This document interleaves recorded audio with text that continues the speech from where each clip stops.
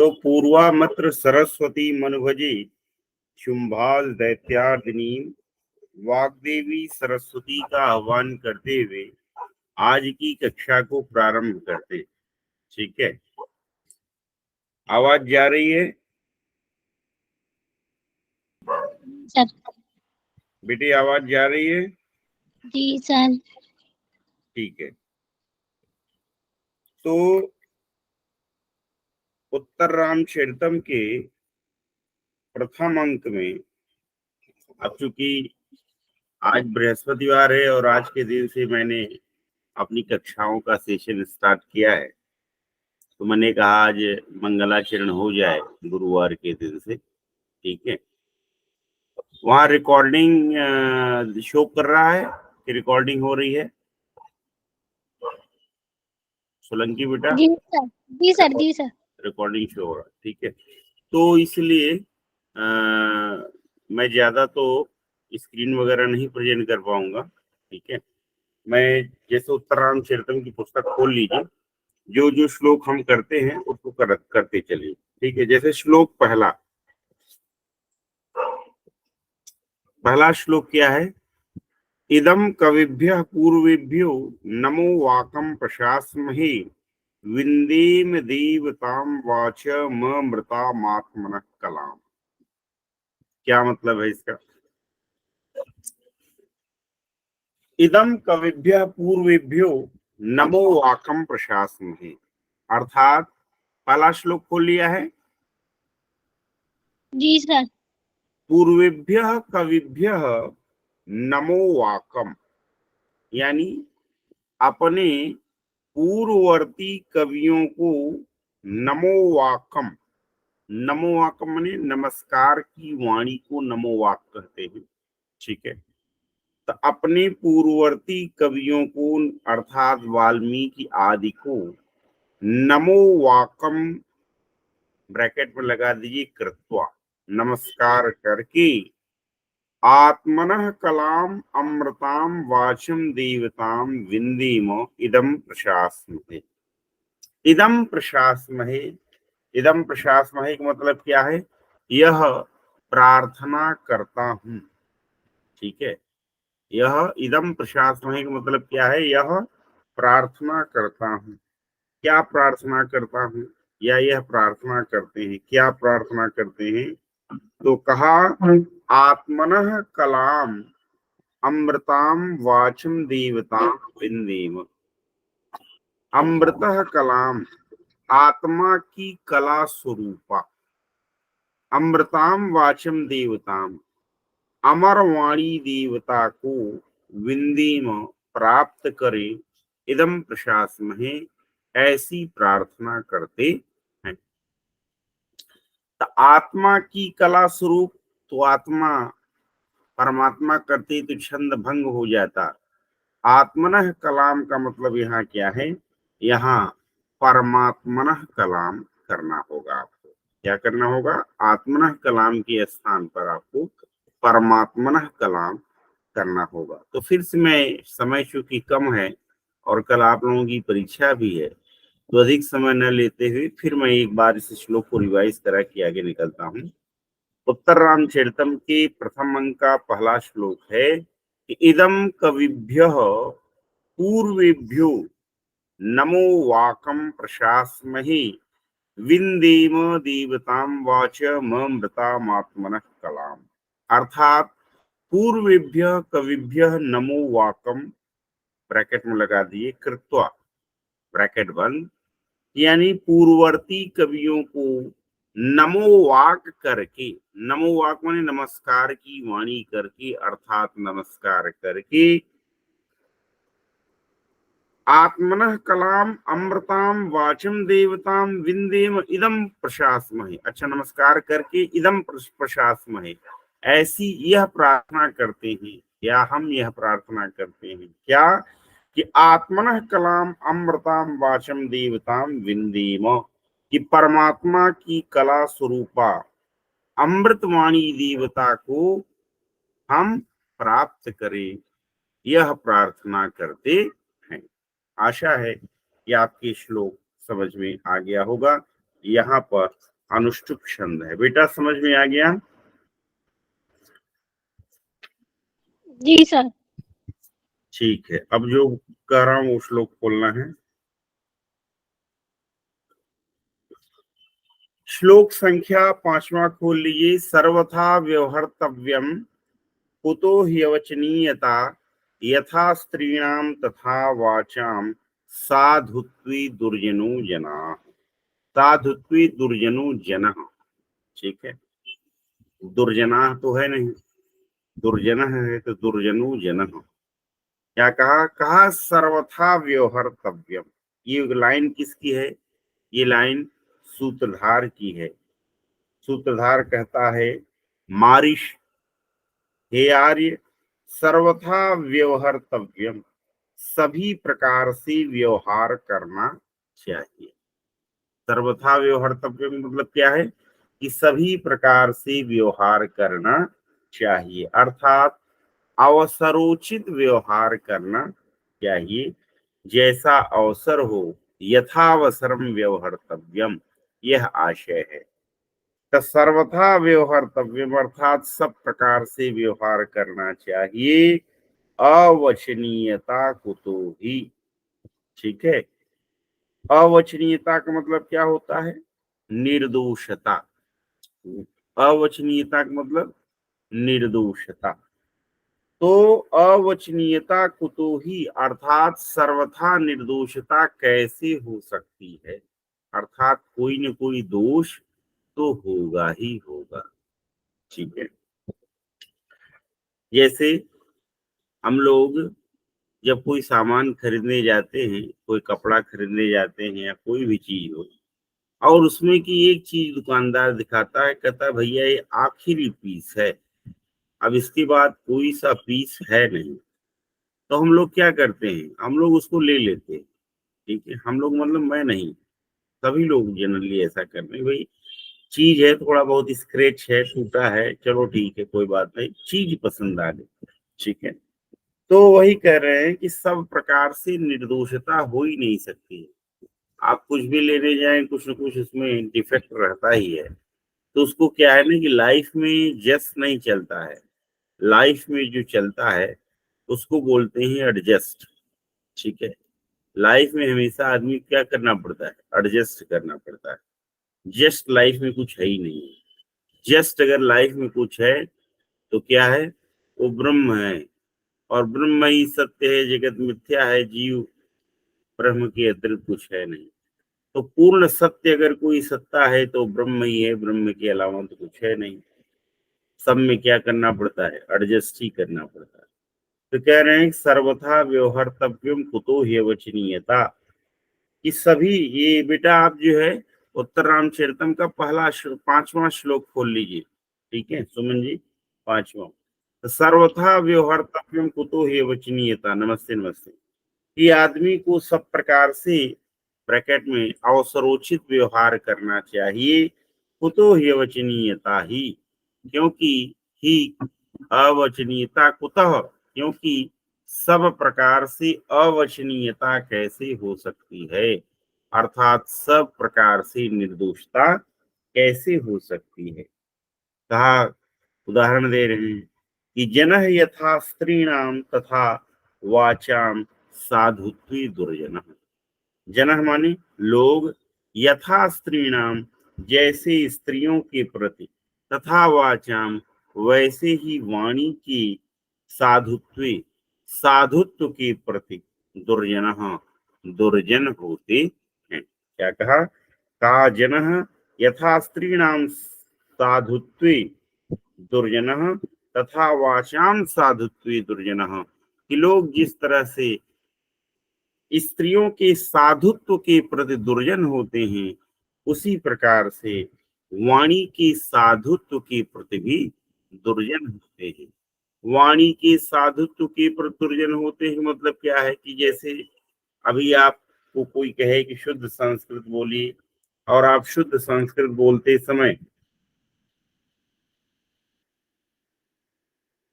एक minute hold करिए।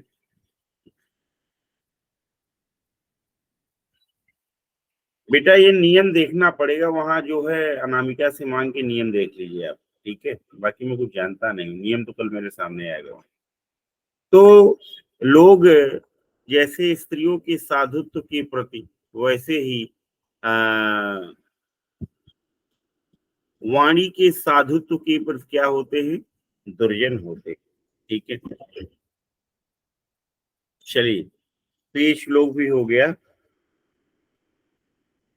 हाँ, मैं आपको बता रहा था कि जैसे कि आपको कहा जाए कि आप शुद्ध संस्कृत बोलिए, ज्यों ही आप बोलेंगे थोड़ी सी मिस्टेक होगी, 10 लोग आपको टोका टाकी करने लगेगा कि अरे अरे अरे अरे आप तो शुद्ध बोल रहे हैं। नहीं, आप शुद्ध संस्कृत नहीं बोल पा रहे हैं। जबकि यथार्थ क्या है, यथार्थ ये है कि पहले आदमी अशुद्ध संस्कृत बोलेगा और अशुद्ध संस्कृत के बाद ही वह शुद्ध संस्कृत उच्चारण कर पाएगा, ठीक है। लेकिन हम लोग जो है प्रारंभ में ही व्यक्ति को जब धौंस जमा देते हैं, उसको डांट फटकार देते हैं कि अरे नहीं नहीं नहीं, तुम तो अच्छा संस्कृत नहीं बोल पा रहे हो, तुमसे नहीं हो पाएगा भाई, तुमसे ना होगा बाबा, ठीक है। बस अगला आदमी निराश हो गया, फ्रस्ट्रेट हो गया, उसने संस्कृत बोलनी ही बंद कर दी। फिर कौन इतना खाली बैठा है, ठीक है, कि वो उसको समझाए कि नहीं नहीं नहीं तुम ऐसे बोलो वैसे बोलो, पहले गलत ही होता है फिर सही होता है, ठीक है। तो ये सब बातें हैं, इसीलिए कह रहे हैं कि सर्वथा, लास्ट बार एक बार और देख लीजिए फिर आगे बढ़ते हैं, समय कम है। सर्वथा व्यवहर्तव्यम कुतो ही वचनीयता, कि सब प्रकार से, ब्रैकेट में, अवसरोचित व्यवहार करना चाहिए, क्योंकि अवचनीयता कुतो ही, कि सब प्रकार से, सर्वथा अवचनीयता को, तो ही सब प्रकार से अवचनीयता अर्थात निर्दोषता कैसे हो सकती है। जन यथा स्त्रीणाम तथा वाचाम साधुत्व दुर्जन, लोग जैसे स्त्रियों की साधुत्व के प्रति दुर्जन होते हैं, वैसे ही नारियों की साधुत्व के प्रति दुर्जन होते हैं, ठीक है। यानी कि यदि थोड़ी भी कुछ कमी हुई तो जैसे लोग व्याकरण विन्यास वगैरह पकड़ने लगते हैं, नहीं नहीं देखिए यहाँ ये आपने गलत, यहाँ आपने हैं में अनुस्वार नहीं लगाया है, यहाँ आपने चंद्र बिंदी नहीं लगाया है, यहाँ छोटा ऊ लगना चाहिए बड़ा ऊ कर दिया है, बड़ा ऊ कर लगना चाहिए छोटा ऊ कर दिया है। तो ऐसे ही कोई स्त्री है तो उसकी उसके साधुत्व के प्रति, उसके सतीत्व के प्रति लोग क्या करने लगते हैं, लोग जो है क्वेश्चन मार्क उठाने लग जाते हैं, ठीक है, कि नहीं नहीं ये तो ऐसा है, ये देर से कैसे आ गई, देर से आई तो कहाँ गई थी, क्या है, ऐसा है वैसा है, सब आप लोग जानते हैं बड़े। तो जन यथा स्त्रीणाम तथा वाचाम साधुत्व दुर्जन, कि लोग जैसे वाणी के साधुत्व के प्रति दुर्जन होते हैं, वैसे ही नारियों के साधुत्व के प्रति, उनके सतीत्व के प्रति दुर्जन होते हैं। चलिए अब देखते हैं कौन सा श्लोक पढ़ाना है। अब आप खोलिए श्लोक संख्या 8, ठीक है, जहां लिखा है किंतु अनुष्ठान नित्यत्वम,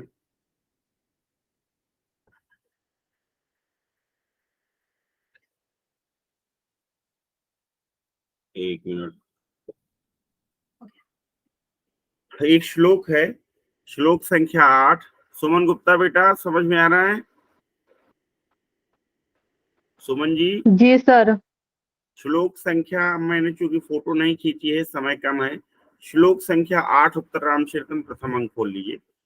किंतु अनुष्ठान नित्यत्वम स्वातंत्र्यमुपकर्षति संकटा हिताग्नि नाम प्रत्यवाग वै गृहस्थता, ठीक है।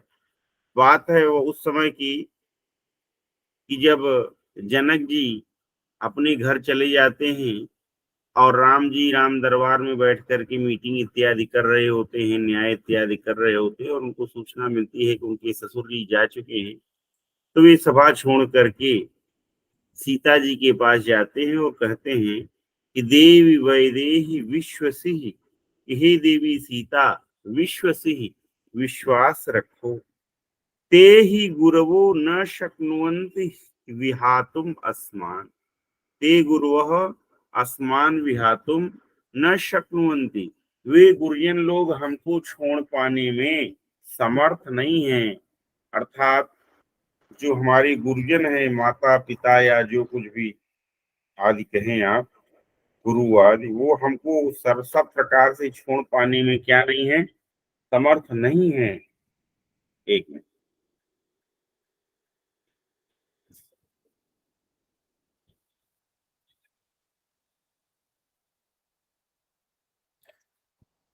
अच्छा, किंतु अनुष्ठान नित्यत्व,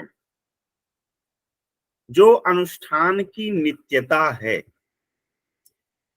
ठीक है, अनुष्ठान माने यज्ञ आदि कार्यों की जो नित्यता है, जो उनकी अनिवार्यता है, वह स्वातंत्रम अपकर्षति, वह क्या करती है, वह स्वतंत्रता को छीन लेती है। क्या करती है, वह स्वतंत्रता को छीन लेती है। जैसे आप एक एग्जाम्पल के रूप में समझिए, कोई लड़का है, आर्मी फौज में भर्ती है, 8 महीना 9 महीना में अपने घर आता है, कई बार 2-2 साल 1-1 साल बाद घर आता है, ठीक है। तो सब प्रकार से वो अपनी फैमिली को छोड़ नहीं सकता है, लेकिन जो सीमा पर सेवा रूपी अनुष्ठान की नित्यता है ना, वो उसकी स्वतंत्रता को बाधित कर देती है और वो घर नहीं आ पाता बेचारा, ठीक है ना।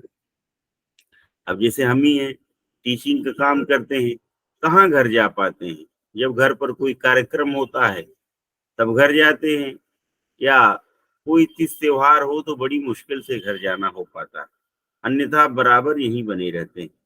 क्यों क्यों बने रहते हैं? क्योंकि अनुष्ठान की नित्यता है, नित्य अध्यापन कार्य चलता रहता है, ठीक है। तो वही बात यहाँ कह रहे हैं कि किंतु अनुष्ठान नित्यत्वम, किंतु अनुष्ठान की नित्यता अर्थात अनुष्ठान की अनिवार्यता, ठीक है, स्वातंत्रम अपकर्षति, गृहस्थ लोगों की स्वतंत्रता को छीन लेती है ही, क्योंकि आहिताग्नि नाम गृहस्थता प्रत्यवायैः संकटा, क्योंकि आहिताग्नि नाम, आहित आहिताग्नि किसे कहते हैं, जिसने अग्नि को रख दिया हो उसको आहिताग्नि कहते हैं, यानी अग्निहोत्री व्यक्ति को आहिताग्नि कहते हैं। आहित अग्नि, ठीक है, जो है वो क्या है, वो आहिताग्नि है, अर्थात जिसके द्वारा अग्नि को रखा जाता है वह क्या है, वह आहिताग्नि है। जैसे अभी तो नहीं, लेकिन एक ही पहले के समय में घर में हमेशा आग रखी रहती थी। सुमन जी, आपको कुछ जानकारी है इसके बारे में? हमेशा आग घर में जलती रहती थी, जानते हैं बात कि नहीं जानते हैं? सर गांव में तो देखा, दिल्ली में तो नहीं देखा। दिल्ली में नहीं, गांव की ही बात कर रहा हूँ बेटे, मैं दिल्ली में की बात नहीं कर रहा हूँ। मैं भी जो बात कर रहा हूँ वो गांव की ही बात कर रहा हूँ। जी सर देखा। मतलब आग शाम होने के बाद कोई आग नहीं देता था। सुंदर कांड में एक दोहा आता है, जब सीता जी कहती हैं कि जो है कि जाओ मेरे लिए आग ले आओ और चिता बना के जला दो, मैं जल जाऊं। तो क्या कहती है वो राक्षसी जो थी, त्रिष्टा नाम राक्षसी है, क्या कहती है ना, निसी न अनल मिली सुनु सुकुमारी, आस कही सो निजे भवन सिधारी, कि सुनो सुकुमारी सीता, रात में आग नहीं मिलेगी। समझ पा रहे हैं आप? क्योंकि नियम था कि कोई रात में आग नहीं देता था, ये होता था कि आपने घर की लक्ष्मी दे दे रहे हो, ठीक है। तो कह रहे हैं ही आहिताग्नि नाम गृहस्थता, क्योंकि अग्निहोत्रियों का गृहस्थ जीवन, गृहस्थता माने गृहस्थ जीवन, जैसे सत्य से सत्यता है वैसे ही गृहस्थ से गृहस्थता है। क्योंकि अग्निहोत्रियों का गृहस्थ जीवन प्रत्यवाय संकटा, विघ्नों के कारण, संकटा माने संकट युक्ता भवती, क्योंकि गृहस्थ अग्निहोत्रियों का गृहस्थ जीवन जो है वह विघ्नों के कारण क्या होता है, उनका गृहस्थ जीवन विघ्नों के कारण संकटमय होता है। फिर से देखिए एक बार और फिर हम आगे चलते हैं। कहा किंतु अनुष्ठान नित्यत्वम स्वातंत्रम अपकर्षति संकटा हिताग्नि नाम प्रत्यवायैर्गृहस्थता। अर्थात किंतु अनुष्ठान की जो नित्यता है वह स्वातंत्रम अपकर्षति, वह क्या करती है, गृहस्थ लोगों की स्वतंत्रता को छीन लेती है। ठीक है।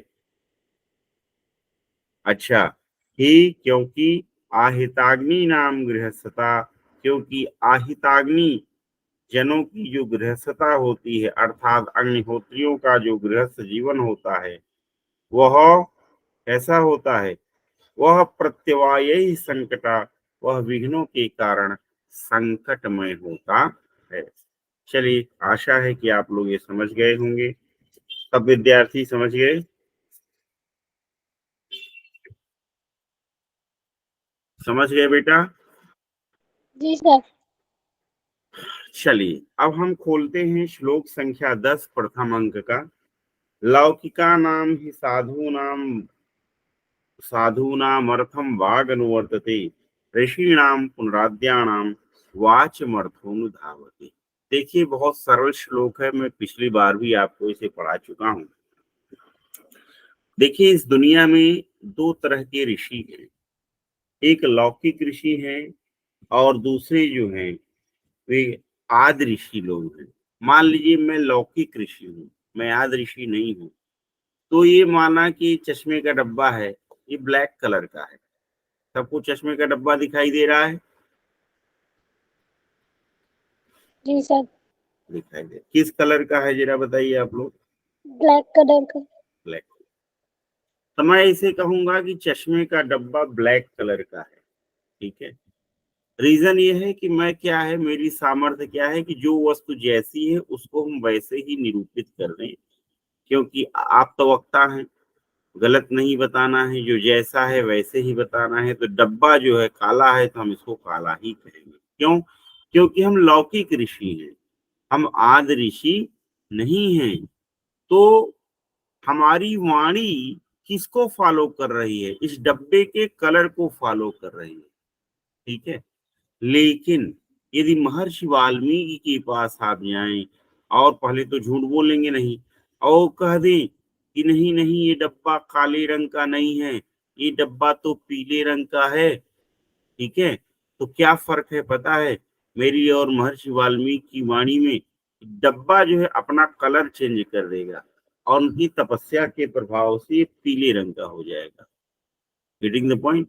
यही बात यहाँ पर समझाने की कोशिश की जा रही है कि लौकिका नाम ही साधु नाम अर्थम वाग अनुवर्तते। अर्थात लौकिका नाम साधु नाम वाग ही अर्थम अनुधावत। लौकिक साधुओं की जो वाणी है वह अर्थ का अनुसरण करती है। इसका अनुसरण करती है, वह अर्थ का अनुसरण करती है। यहाँ चश्मे का डब्बा क्या है? चश्मे का डब्बा यहाँ पर अर्थ है। अर्थ का मतलब क्या है? पृथ्वी नहीं। अर्थ का मतलब ऑब्जेक्ट। अर्थ का मतलब ऑब्जेक्ट। तो कह रहे हैं लौकिका नाम साधु नाम वाक ही अर्थम अनुधावती, क्योंकि लौकिक साधुओं की, लौकिक ऋषियों की जो वाणी है वह अर्थ का अनुवर्तन करती है, वह अर्थ का अनुसरण करती है। अर्थात लौकिक ऋषि की वाणी अर्थ जैसा होता है वैसा ही बतलाती है। ठीक है। अर्थात चश्मे का डब्बा यदि काले रंग का है तो लौकिक ऋषि अपनी वाणी से चश्मे के डब्बे को काले रंग का ही कहेंगे। अच्छा, पुनः आद्यानाम ऋषीणाम वाचम, पुनः आद्यानाम ऋषीणाम वाचम, आदि ऋषियों की वाणी को अर्थ अनुधावती, अर्थ अनुधावन करता है। अर्थात जो आदि ऋषियों की वाणी है उनकी वाणी का अनुगमन अर्थ स्वयं करता है। ठीक है। उनकी वाणी का अनुगमन कौन करता है? अर्थ स्वयं करता है।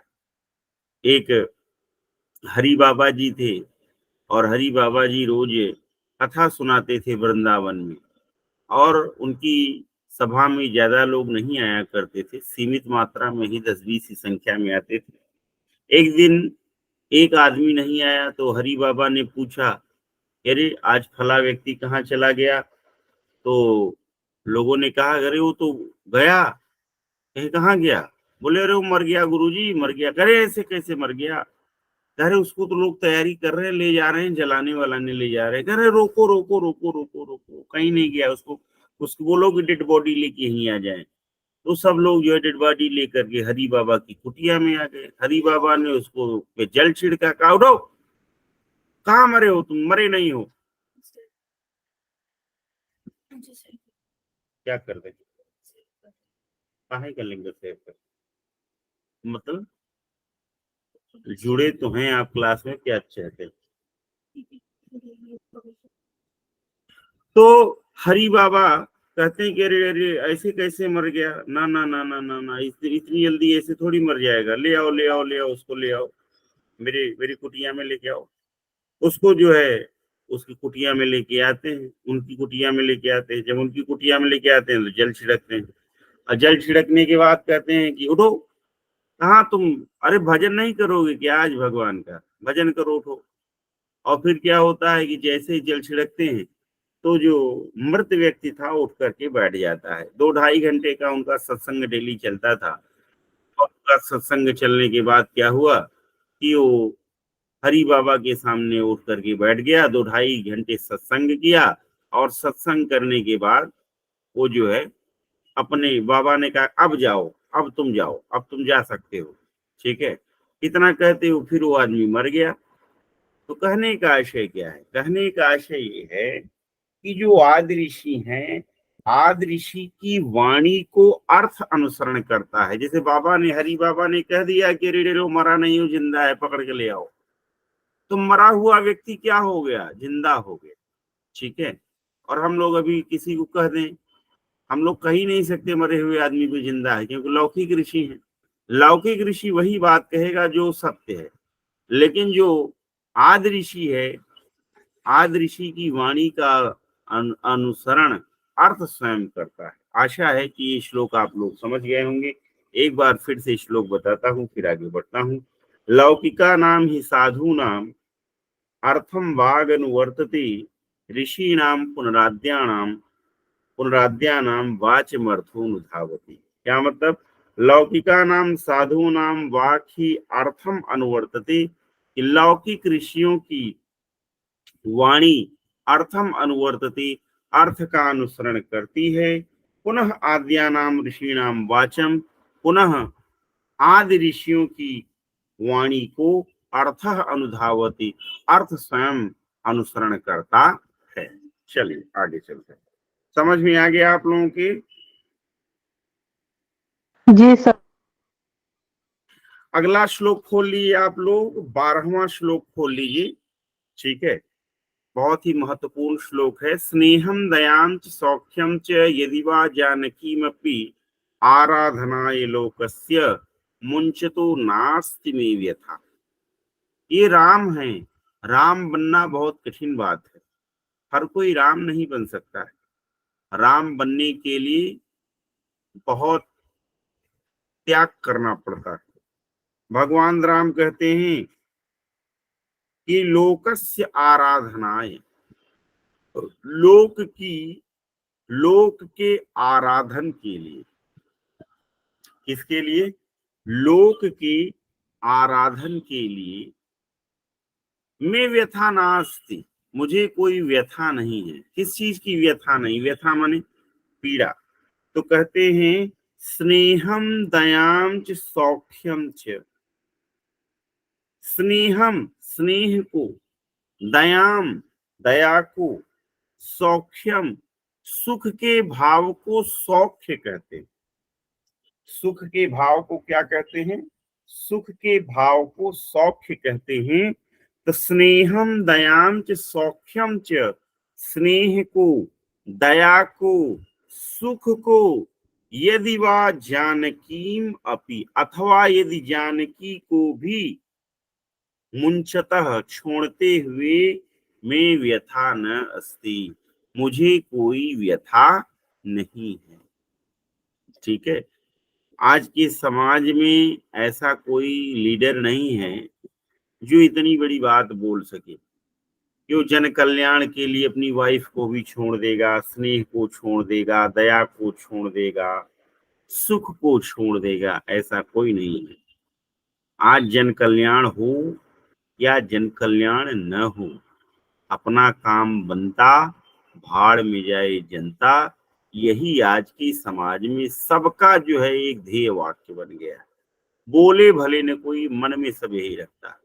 ठीक है, तो राम जी जैसा प्रशासक, शासक, राजा बन पाना बहुत ही कठिन बात, सब राम नहीं बन सकते। ठीक है, तो कहा स्नेहम दयाम च सौख्यम च यदि वा जानकीमपि आराधनाय लोकस्य मुंचतो नास्ति में व्यथा। मुंचन मुंचनतो मुंचनतः रूप चलता है, षष्ठी एक वचन में मुंचतः बनता है, क्षत्रिय प्रत्यय लग करके। ठीक है, तो कहा लोकस्य आराधनाय, लोक के आराधन के लिए अर्थात लोक को खुश करने के लिए, स्नेहम, स्नेह को, द्वितीय विभक्ति है इसमें, एक वचन, दयाम, दया को, सौख्यम, सुख को, यदि वा जानकीमपि, अथवा जानकी को भी, मुंचतः, छोड़ते हुए, में व्यथा न अस्ति, मुझे कोई व्यथा नहीं। समझ में आ गया आप लोगों के? बताइए बच्चों, समझ में आ गया? नहीं आया समझ में? नहीं सर।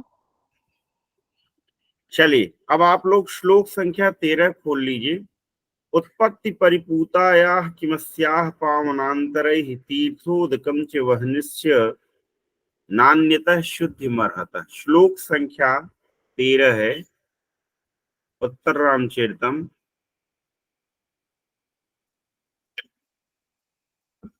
श्लोक संख्या 13, उत्तर रामचरितम, प्रथम अंक। उत्पत्ति परिपूतायाः किमस्याः पावनान्तरैः तीर्थोदकं च वह्निश्च नान्यतः शुद्धिमर्हतः। अर्हति, अर्हतः, अर्हन्ति रूप चलता है। ठीक है, राम कहते हैं शांतम पापम, पाप शांत हो। कौन शांत हो? पाप शांत हो। स शांत वचनम, सांत्वना के शब्दों के साथ राम जी कहते हैं, क्या कहते हैं? उत्पत्ति परिपूतायाः किमस्याः पावनान्तरैः। उत्पत्ति, परिपूत का मतलब क्या होता है? परिपूत का मतलब पवित्र, जो चारों ओर से पवित्र हो उसको परिपूत कहते हैं। और पूत का मतलब पुत्र तो होता है हिंदी में, पूत का मतलब होता है वैसे संस्कृत में पवित्र। ठीक है, तो उत्पत्ति परिपूता, उत्पत्ति परिपूता का मतलब क्या है? जो उत्पत्ति से ही परिपूत हो, अर्थात जो जन्म से ही पवित्र हो। अस्याह, अस्याह माने इस सीता का, पावनांतरैः किम, अन्य पवित्रकारी पदार्थों से कैसा पवित्रीकरण किया जाना। ठीक है, पावनांतरैः किम माने उसको पवित्र, अन्य पदार्थों के द्वारा पवित्र किए जाने की कोई आवश्यकता नहीं है। कहते हैं, उदाहरण देते हैं कि तीर्थोदकम च वह्निश्च अन्यतः शुद्धिम न अर्हतः। तीर्थोदकम, कि तीर्थों का जो जल होता है, क्या? तीर्थोदकम माने जो तीर्थों का जल होता है, वह्निश्च, और जो जल हो, अग्नि होता है, वह अन्यतः शुद्धि न अर्हतः, ये दोनों अन्य से शुद्धि के योग्य नहीं होते हैं। अर्थात इनकी शुद्धता के लिए अन्य पदार्थों की आवश्यकता नहीं होती है। कहने का आशय क्या है? कहने का आशय ये है कि जिस तरह से अग्नि को पवित्र होने के लिए, अग्नि को पवित्र करने के लिए किसी पदार्थ की आवश्यकता नहीं होती कि भैया अग्नि अशुद्ध हो गई है, गंगा जल छिड़क दो, अग्नि शुद्ध हो जाएगी, या गंगा जल अपवित्र हो गया है, इसमें यमुना का पानी छिड़क दो, इसमें गोदावरी का पानी छिड़क दो, यह शुद्ध हो जाएगा। ऐसा कभी सुना है क्या दीक्षा सोलंकी? सुना है? बोलिए आप लोग, ऐसा नहीं सुना सर। है? कभी नहीं सुना है। सुमन जी, आपने सुना है क्या बेटा? ऐसा सुना है? सर, सर पूजा पाठ में बोलते नहीं है कि ये गंगा जी का पानी छीट दो तो शुद्धि हो जाएगी। वो तो बोलते हैं, आप हमारी बात नहीं समझ पाए। भाई मान लीजिए कपड़ा है, ठीक है, अब इसको शुद्ध करना है, कहीं गंगा जल छिड़क दो, शुद्ध हो जाएगा। लेकिन कभी आपने सुना गंगा जल को शुद्ध करने के लिए यमुना का पानी डाल दो उसमें, या गोदावरी का जल छिड़क नहीं दो? सर, नहीं सर। यही बात मैं कह रहा हूँ, ठीक है। अग्नि को छू करके अपवित्र व्यक्ति पवित्र हो जाता है, लेकिन कभी आपने सुना कि अरे अग्नि ये शुद्ध हो गया है, उसको शुद्ध करने के लिए उसमें गंगा जल छिड़क दो? सुना कभी? नहीं सर। वही वही बात यहाँ समझा रहे हैं। तो जैसे अग्नि के शुद्धि के लिए किसी बाह्य पदार्थ की आवश्यकता नहीं है, ठीक है, वैसे ही जैसे और गंगा जल की शुद्धि के लिए, गंगा जल को शुद्ध करने के लिए किसी बाह्य पदार्थ की आवश्यकता नहीं है, वैसे सीता को भी पवित्र करने के लिए किसी बाह्य प्रमाण की आवश्यकता है ही नहीं, या किसी बाह्य पदार्थ की कोई आवश्यकता नहीं है। ये तो प्रभु की लीला थी, लीला पुरुषोत्तम है, वो मर्यादा पुरुषोत्तम है, ठीक है, कि उन्होंने जो है इस तरह से किया कि सीता जी को पवित्र करने बताने के लिए अग्नि में प्रवेश किया, समाज को दिखाने के लिए। बाकी सीता जी अपने आप में पवित्र हैं, उनके पवित्रीकरण के लिए किसी बाह्य पदार्थ की कोई आवश्यकता नहीं है, ठीक है। तो फिर से एक बार और देखिए और आगे चलते हैं। उत्पत्ति परिपूतायाः किमस्याः पावनान्तरैः तीर्थोदकं च वह्निश्च नान्यतः शुद्धिमर्हतः। अर्थात उत्पत्ति परिपूतायाः अस्याः पावनान्तरैः किम, उत्पत्ति से ही पवित्र अर्थात जन्म से ही पवित्र इस सीता की शुद्धता के लिए किसी अन्य पदार्थ की क्या आवश्यकता? तीर्थोदकम च वह्निश्च अन्यतः शुद्धिम न अर्हतः, क्योंकि जो तीर्थों का जल होता है और जो अग्नि होती है उसके शुद्ध के लिए, ये अर्थात ये दोनों ही जो है शुद्ध के लिए किसी अन्य पदार्थ के योग्य नहीं होते हैं, ठीक है। ये अन्य पदार्थ से शुद्ध के योग्य नहीं है। बात समझ में आ गई आप लोगों के? जी सर। चलिए,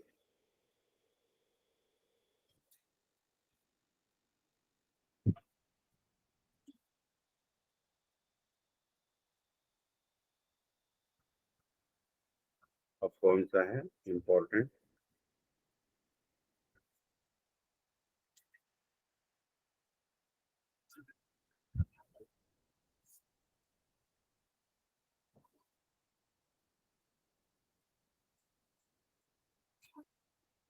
बता रहा हूँ कौन सा करना है।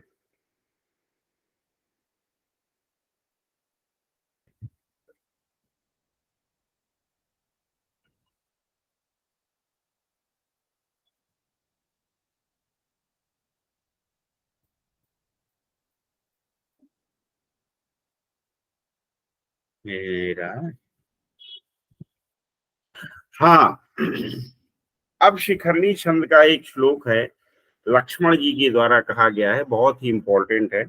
ये है उत्तर रामचरितम प्रथम अंक का 28वां श्लोक। खोल लीजिए, प्रथम अंक का 28वां श्लोक, मैं पढ़ता हूं इसको।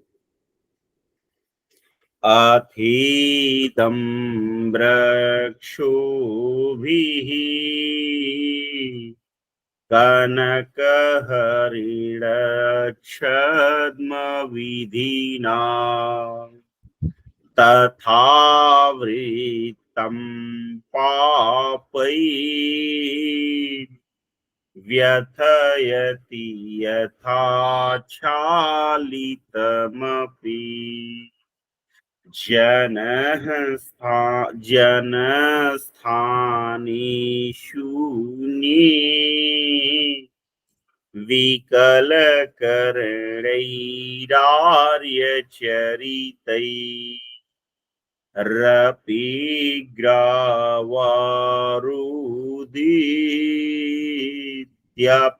दलति वज्रस्य हृदयम्। फिर से देखिए एक बार श्लोक, शिखरणी छंद में है और आप लोग लक्षण जानते हैं, रसैः रुद्रैश्छिन्ना यमनस भलागः शिखरी। ठीक है, तो क्या है, अथीदं वृक्षोभिः कनकहरिणच्छद्मविधिना तथावृतं पापैर्व्यथयति यथा क्षालितमपि जनस्थानि शून्ये विकलकरणैरार्यचरितैरपि ग्रावारुदित्यपि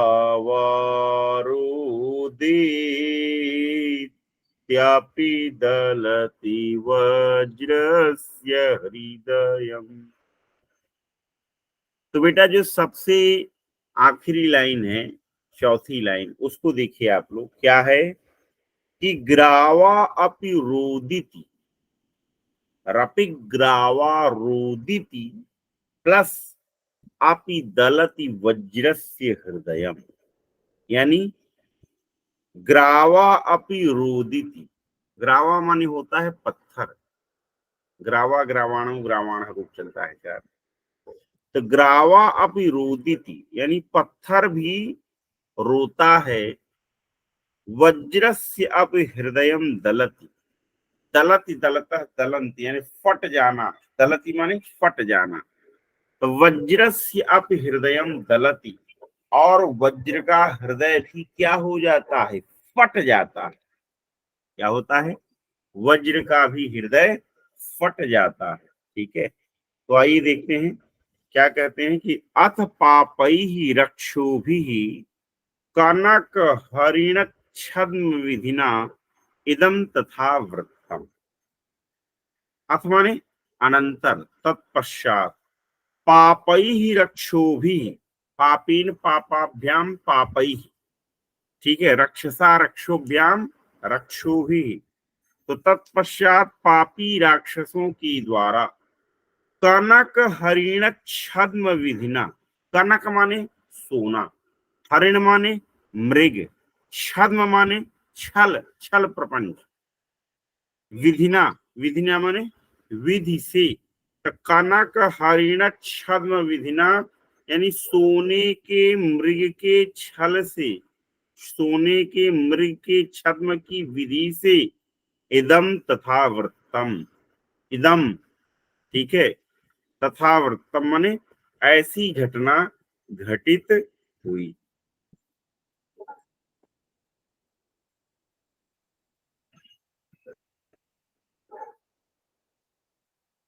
इदम तथा वृत्तम माने ऐसी घटना घटित हुई।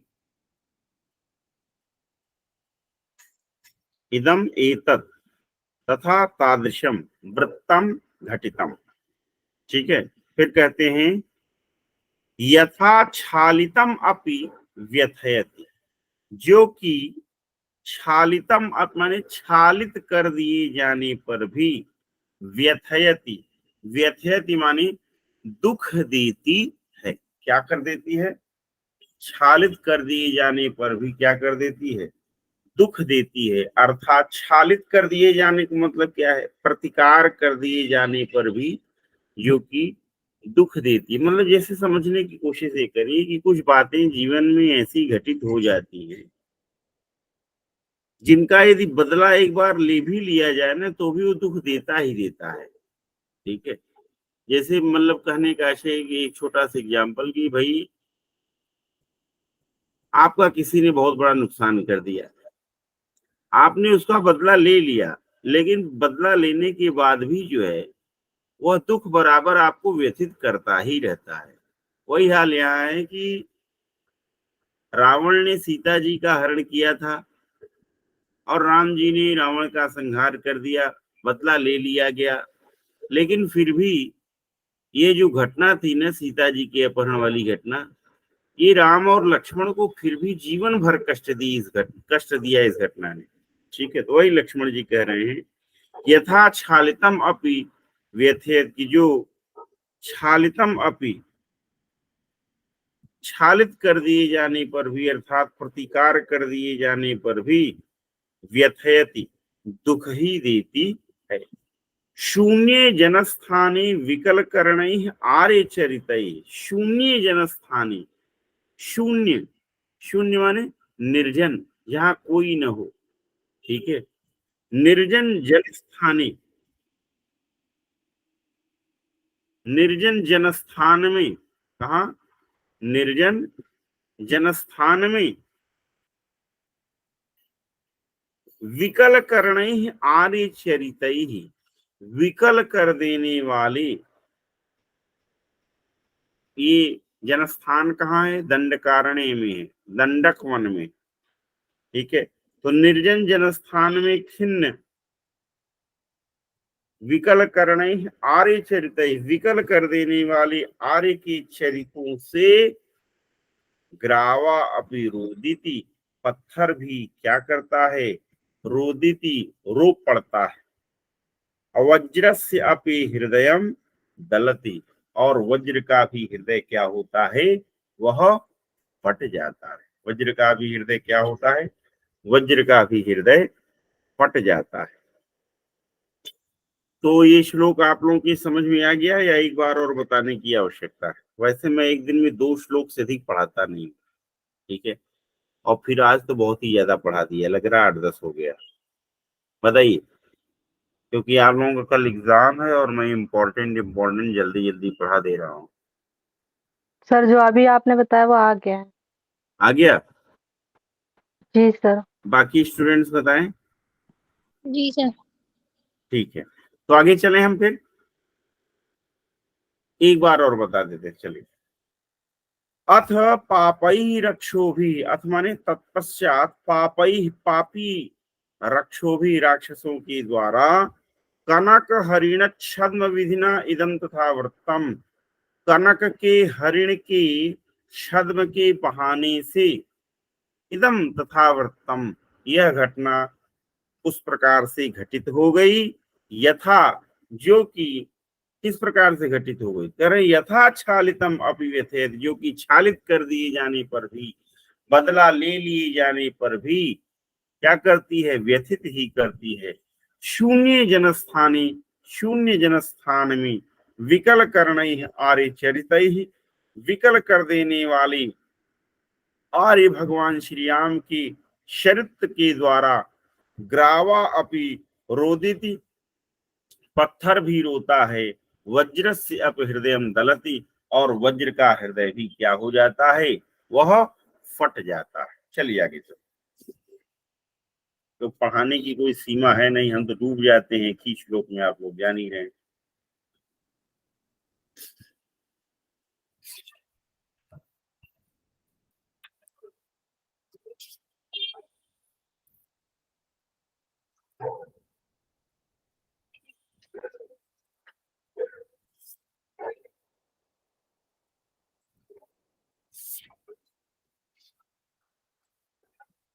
चलिए, अब एक है मोस्ट इंपॉर्टेंट श्लोक है, श्लोक संख्या 38। इस सब बहुत ही महत्वपूर्ण श्लोक है, एक रिवीजन मार लेते हैं इसका भी। श्लोक संख्या 38 खोल लिया आप लोगों ने? सर दर्द कर रहा है पता नहीं। जी सर।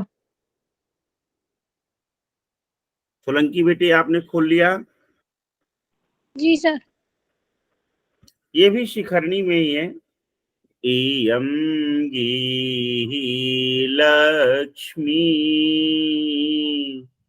रियममृतवर्ति नयनयो वर्तिर्नयनयो रसावस्याः स्पर्शो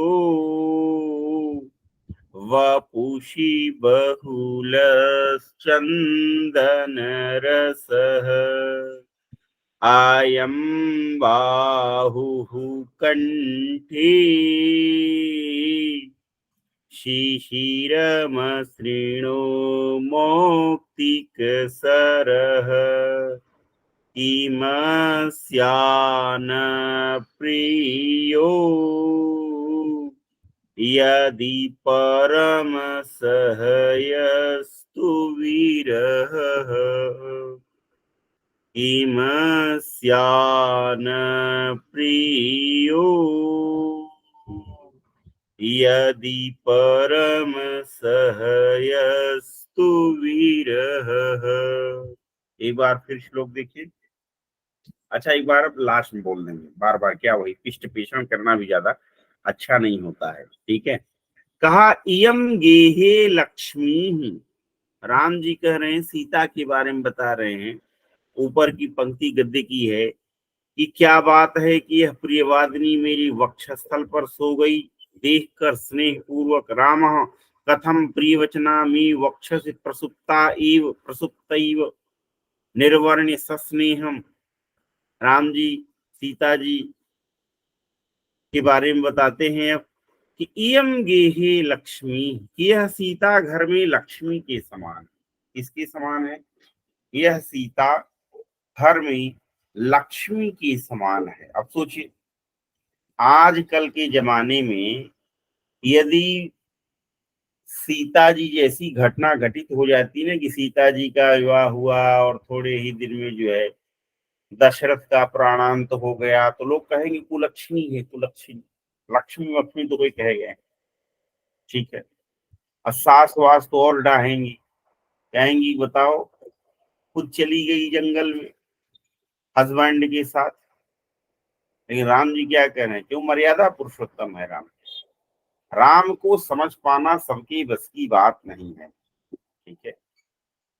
ज्यादा लंबी चौड़ी व्याख्या नहीं करेंगे, कल 10 मिनट में आप लोगों को विदा करते हैं।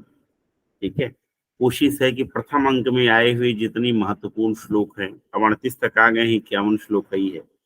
तो कहा इयम गेहे लक्ष्मी, यह जो सीता है ना, यह घर में कैसी है? यह घर में लक्ष्मी के समान है। इयम नयनयोः अमृतवर्ति, वर्ति वर्ति वर्तय मति मति मतयः की तरह रूप चलेगा। इयम नयनयोः, यह सीता नयनयोः दोनों नेत्रों के लिए अमृतवर्ति ही, अमृत की शलाका के समान है। किसके समान है? अमृत की शलाका के समान। ठीक है।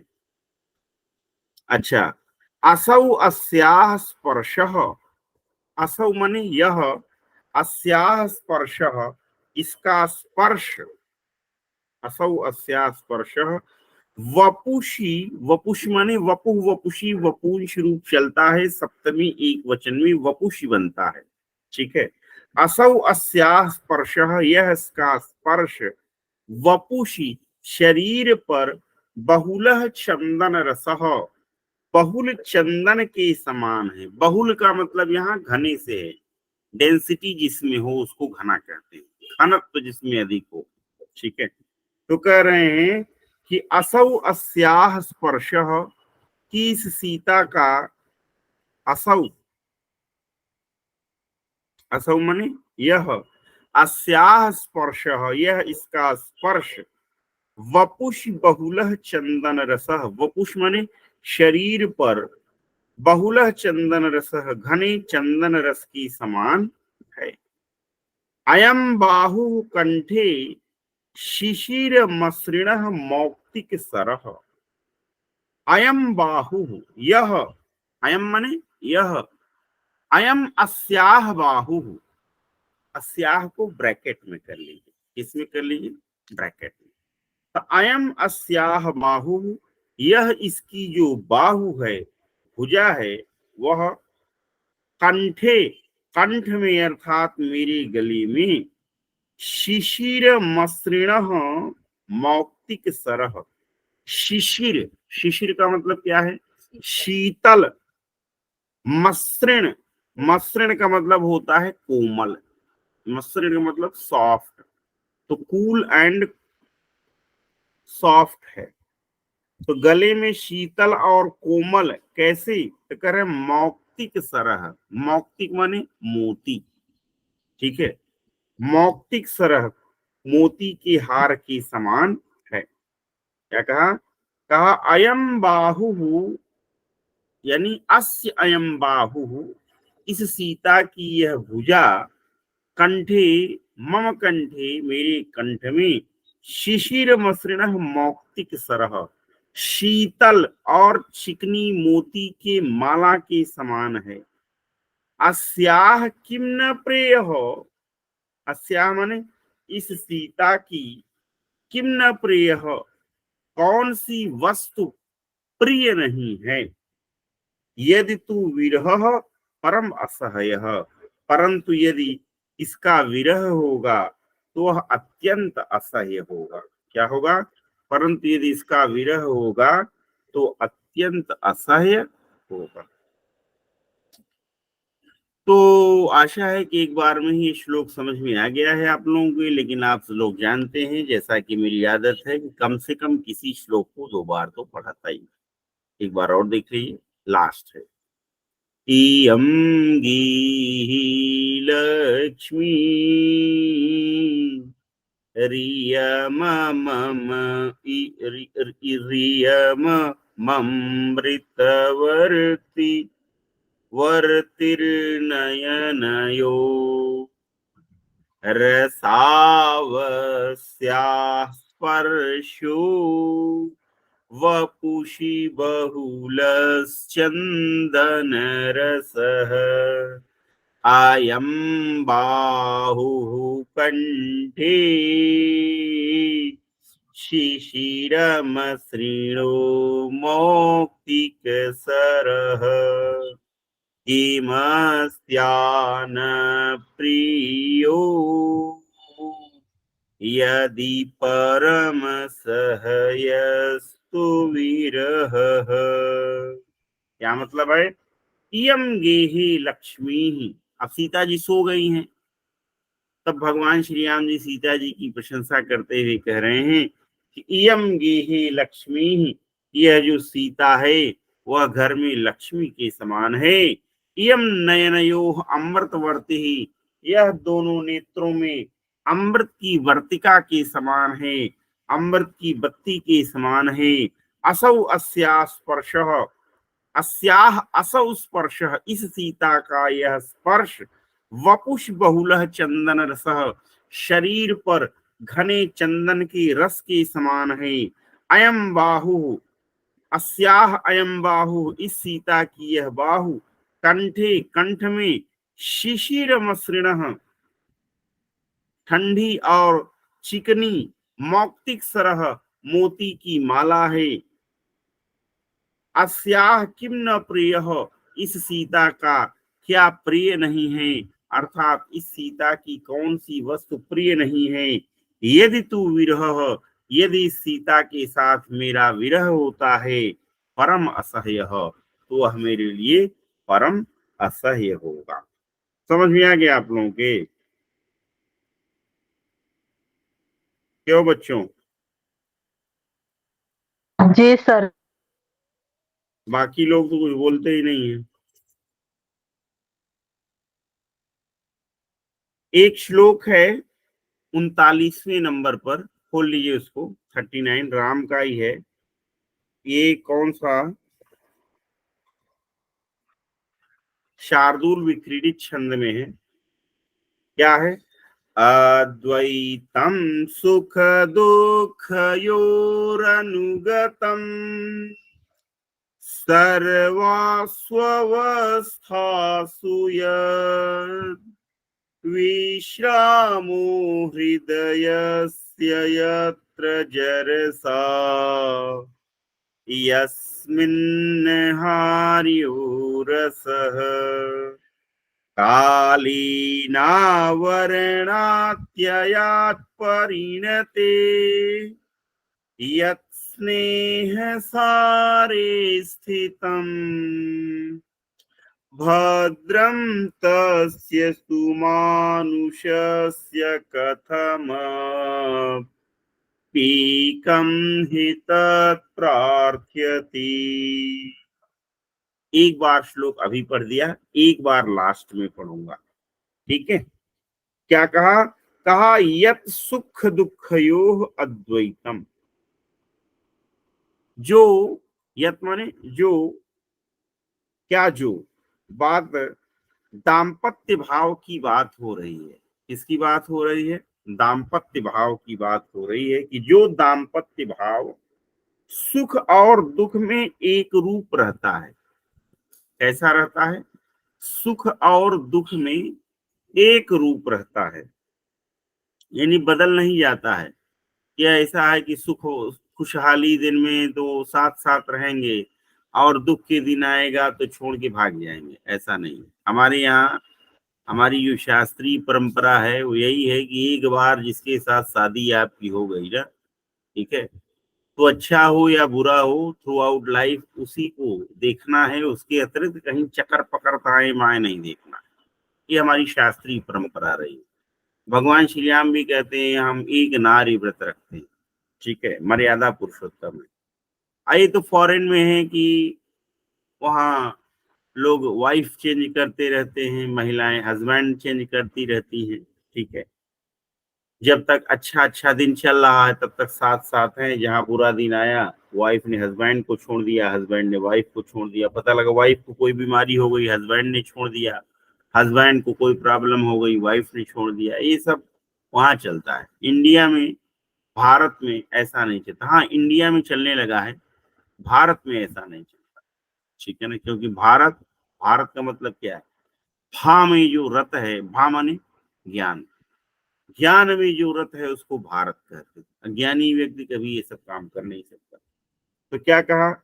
अब इंडिया तो हमारे ऋषियों ने इंडिया शब्द दिया नहीं था, तो इसलिए हम इंडिया और भारत में अंतर समझते हैं। तो कहा यत् सुख दुखयोः अद्वैतम। जो सुख और दुख में क्या है? अद्वैत है। क्या? दाम्पत्य भाव। और क्या है? और कहते सर्वासु अवस्थासु अनुगतम। जो जीवन की सभी अवस्थाओं में व्याप्त रहता है।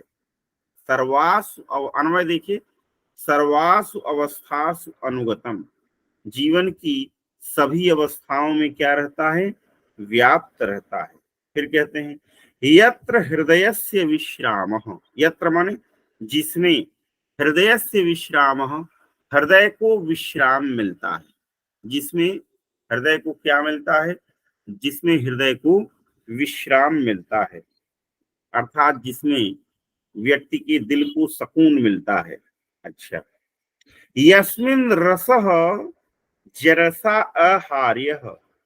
यस्मिन यानी जिस दाम्पत्य भाव में, रसः रस को, जरसा आहार्यः वृद्धावस्था भी हर नहीं सकती, ठीक है। अर्थात जिस दाम्पत्य जीवन में, दाम्पत्य जीवन के रस को वृद्धावस्था भी क्या नहीं कर सकती है?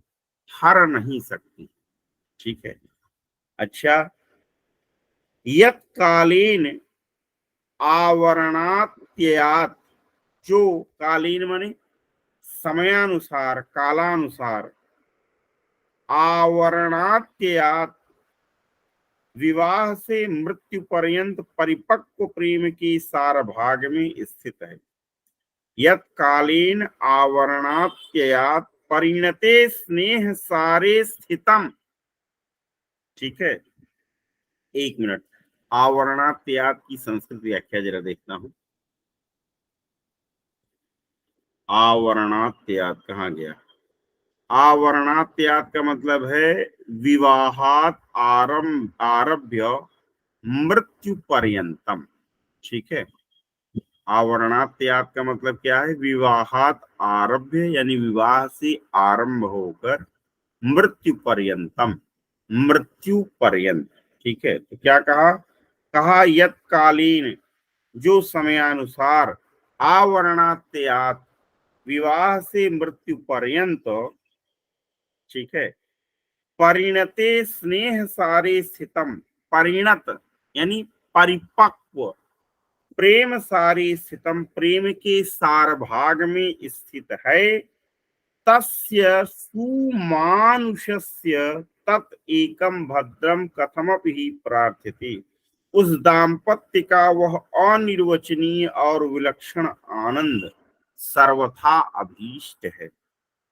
तस्य सुमानुषस्य, उस सुमानुषस्य का मतलब क्या है?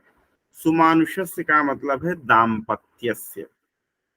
सुमानुषस्य, सुमानुष शब्द का अर्थ क्या है? सुमानुष शब्द का दाम्पत्य अर्थ है।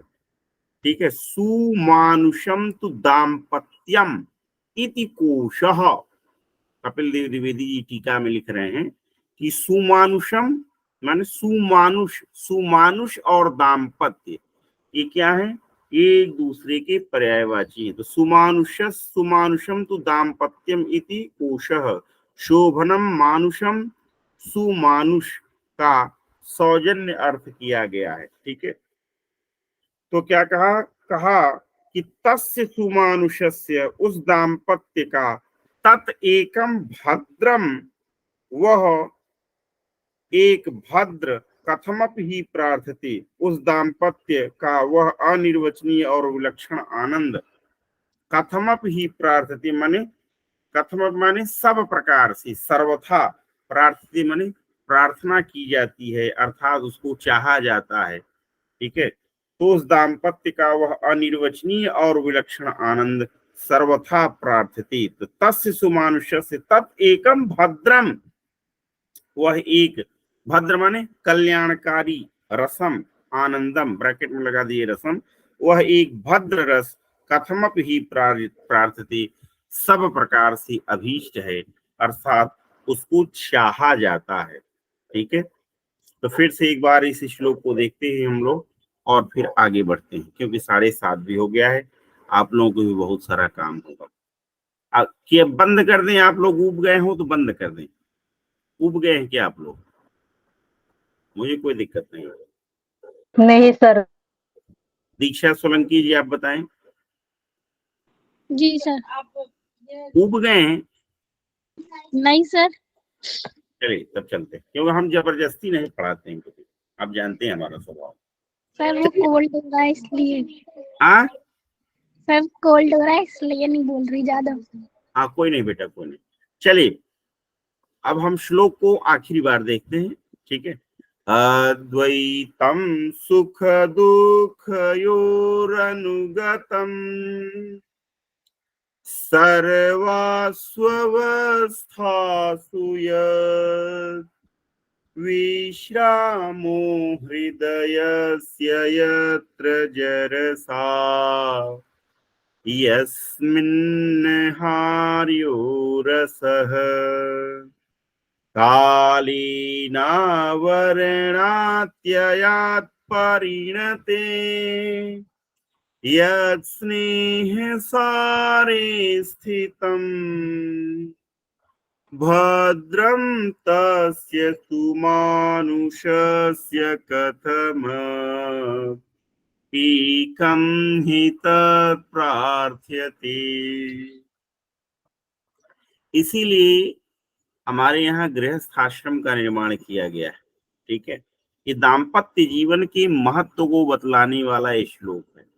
ओल्ड एज में जब 80-90 साल के भी हो जाते हैं लोग, तो भी वो दाम्पत्य जीवन का प्रेम भाव बराबर बना रहता है। घर में पोते पोतियां सब लोग हैं, लेकिन यदि नानी कहीं चली गई है तो नाना जी डिस्टर्ब हो जाते हैं। क्यों डिस्टर्ब हो जाते हैं? इसीलिए डिस्टर्ब हो जाते हैं क्योंकि उनका होना ही सब कुछ होता है। और एक बात आपको और बता दें कि जो दाम्पत्य जीवन में ज्यादा वो हो जाता है, जिसको कहते हैं वो हो जाने मतलब आसक्त हो जाना, वो हस्बैंड वाइफ में से एक के मर जाने पर फिर दूसरा ज्यादा दिन तक जिंदा नहीं रहता, और जो आसक्त नहीं रहता वो जिंदा रह जाता है। ठीक है, ये भी बात है। ये अनुभव परक बातें हैं जो मैंने गुरुओं से सुनी और सीखी। चलिए, तो क्या कहा? कहा यत् सुख दुखयोः अद्वैतम, यानी जो दाम्पत्य भाव क्या है? सुख दुखयोः अद्वैतम, सुख और दुख में अद्वैत है, अर्थात उसमें किसी भी प्रकार का द्वैत नहीं होता है। ठीक है, कि सुख में साथ हैं और दुख में साथ छोड़ देंगे, ऐसा नहीं। सुख और दुख में क्या होता है? वह अद्वैत होता है। उसी को कहा अद्वैतम सुख दुखयो, यानी यत् सुख दुखयो अद्वैतम, कि जो दाम्पत्य भाव सुख और दुख में क्या होता है? एक रूप होता है, अद्वैत होता है। मेरी एक कविता है, कुर्सी में क्या है जो इंसान बदल देती है, अच्छे अच्छों की पहचान बदल देती। मतलब क्या? जैसे आप अभी कुर्सी पर नहीं है, ठीक है, तो मैं आपको आपको समाज में उतना रिकग्निशन नहीं मिल पा रहा है। कल आप कुर्सी पे आ जाएंगे तो आपको रिकग्निशन मिलना चालू हो जाएगा। 65 साल में आप कुर्सी से हट जाएंगे, फिर रिकग्निशन गायब हो जाएगी, लोग आपको इंपॉर्टेंस देना भूल जाएंगे, लोग आपको नहीं पूछेंगे, अद्वैत का भाव नहीं रह जाता है। ठीक है, और कई लोगों को तो मैंने देखा कि जो ही उनको कुर्सी मिली तो उनके भाव बदल गए, उनके भाव बढ़ गए। ठीक है, वो देखते ही नजरें फेर लेते हैं, ऐसा भी होता है कई बार। ठीक है, लेकिन ये दाम्पत्य भाव कैसा भाव है? ये अद्वैत है। सुख और दुख में कैसा रहता है? अद्वैत रहता है। तो यत् सुख दुखयोः अद्वैतम, जो दाम्पत्य भाव सुख और दुख में अद्वैत है, सर्वासु अवस्थासु अनुगतम, और जीवन की संपूर्ण अवस्थाओं में, ठीक है, तरुणाई से लेकर के बुढ़ाई तक की यात्रा, ठीक है, जो सर्वासु अवस्थासु अनुगतम, जो जीवन की संपूर्ण अवस्थाओं में क्या है? अनुगत है। यत्र हृदयस्य विश्रामः, यत्र माने जहां पर हृदय को विश्राम मिलता है। एक बात और बता दें आपको, जैसे बहुत सारे मतलब बातें होती हैं कि बच्चे लोग मम्मी से कहते हैं मम्मी ये बात पापा को मत बताना। ठीक है, ऐसा कोई बात हो ही नहीं सकता है कि जो मम्मी पापा को ना बताएं, सारी बात बता देती। अब पापा भी जो है ना, आपको कंफ्यूजन में रखते हैं कि उनको कुछ पता नहीं, उनको सब पता होता है। ठीक है, तो यत्र हृदय से विश्राम, जहां पर हृदय को विश्राम मिलता है, यस्मिन, यानी जिस दाम्पत्य भाव में, जिस दाम्पत्य जीवन में, या जिस दाम्पत्य में जीवन में, रसः जरसा आहार्य, रस माने जो दाम्पत्य का रस है, वह जरसा माने वृद्धावस्था, जरह जरसी ईरान से रूप चलता है, वह वृद्धावस्था के द्वारा आहार्य, हरा नहीं जाता है। यत कालीन आवरणात्यात, जो समय के साथ, आवरणात्यात विवाह से लेकर के मृत्यु पर्यंत, परिणते स्नेह सारे स्थितम, परिपक्व स्नेह के सार में स्थित होता है। तस्य सुमानुषस्य, उस दाम्पत्य का, तत् एकम भद्रम, वह एक जो भद्र, ब्रैकेट में रस लगा दिए, वह एक कल्याणकारी रस, कथमपि ही प्रार्थते, कथमपि ही अर्थात सर्वथा प्रार्थते, सब प्रकार से चाहा जाता है, अर्थात वह सब प्रकार से अभीष्ट होता है। चलिए आगे चलते हैं। अब आप देखिए श्लोक संख्या 41, हमने तो 51 तक पढ़ा दिया था, नहीं याद आ रहा? मुझे तो याद है मैंने 51 तक पढ़ा दिया था। उत्तरायण चैतन्य प्रथम अंक पूरा करा दिया। नहीं सर, आपने 30 तक करवाया था। अच्छा, 30 तक ही करवाया था? जी सर, फिर उसके बाद मेघदूत स्टार्ट किया तो वो भी पूरा नहीं हुआ था।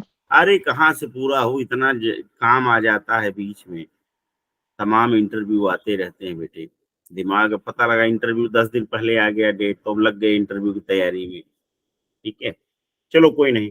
अब जरा खोल लीजिए आप लोग, श्लोक संख्या 40 खोल लीजिए। हा हा धिक पर गृह वास दूषणम, कौन सा छंद है? परिच्छंद पकड़ लें।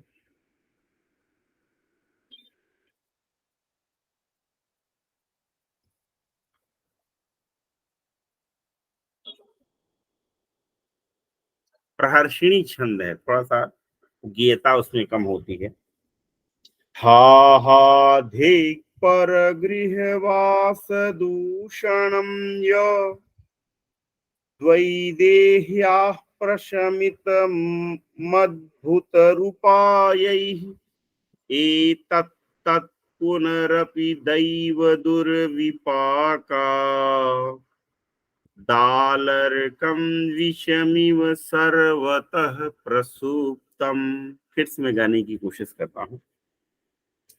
हाहाधिक परगृहवास दूषणं यत् वैदेह्याः प्रशमितमद्भुतरूपायैः एतत् तत् पुनरपि दैव दुर्विपाकात्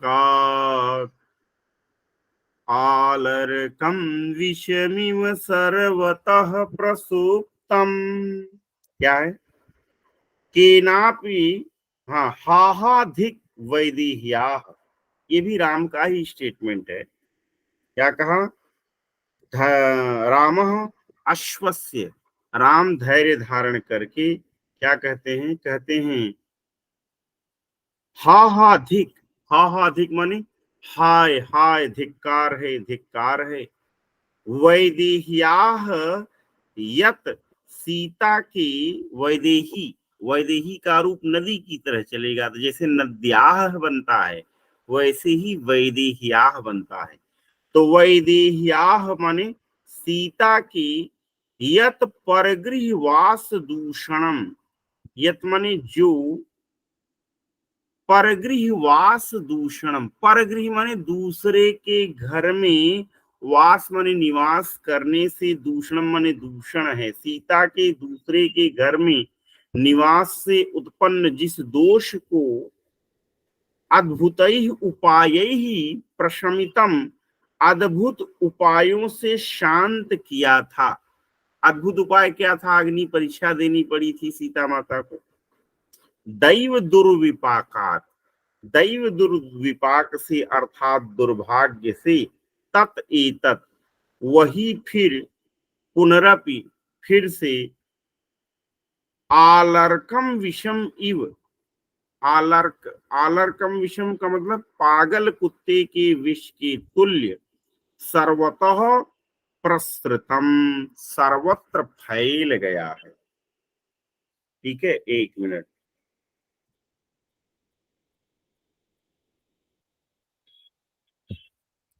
आलर्क, आलर्क का मतलब होता है विक्षिप्त कुक्कुर संबंधी।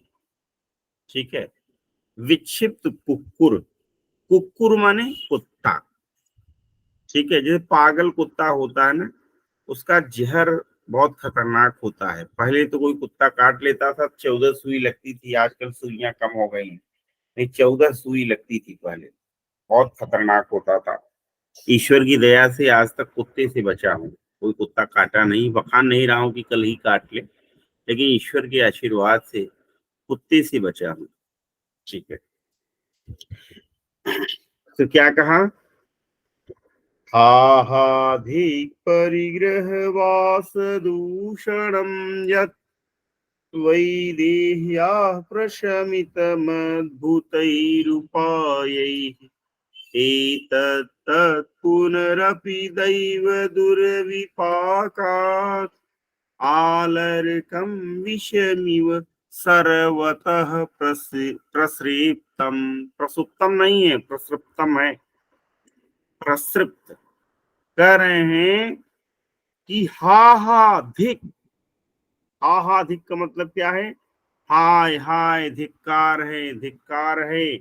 वैदेह्याः यत् परगृहवास दूषणम, वैदेही सीता का जो दूसरे के घर में निवास का दोष है, यत जिसे, अद्भुतैः उपायैः प्रशमितम, जिसे मेरे द्वारा अद्भुत उपायों से शांत कर दिया गया था, दैव दुर्विपाकात, दैव दुर्विपाक से।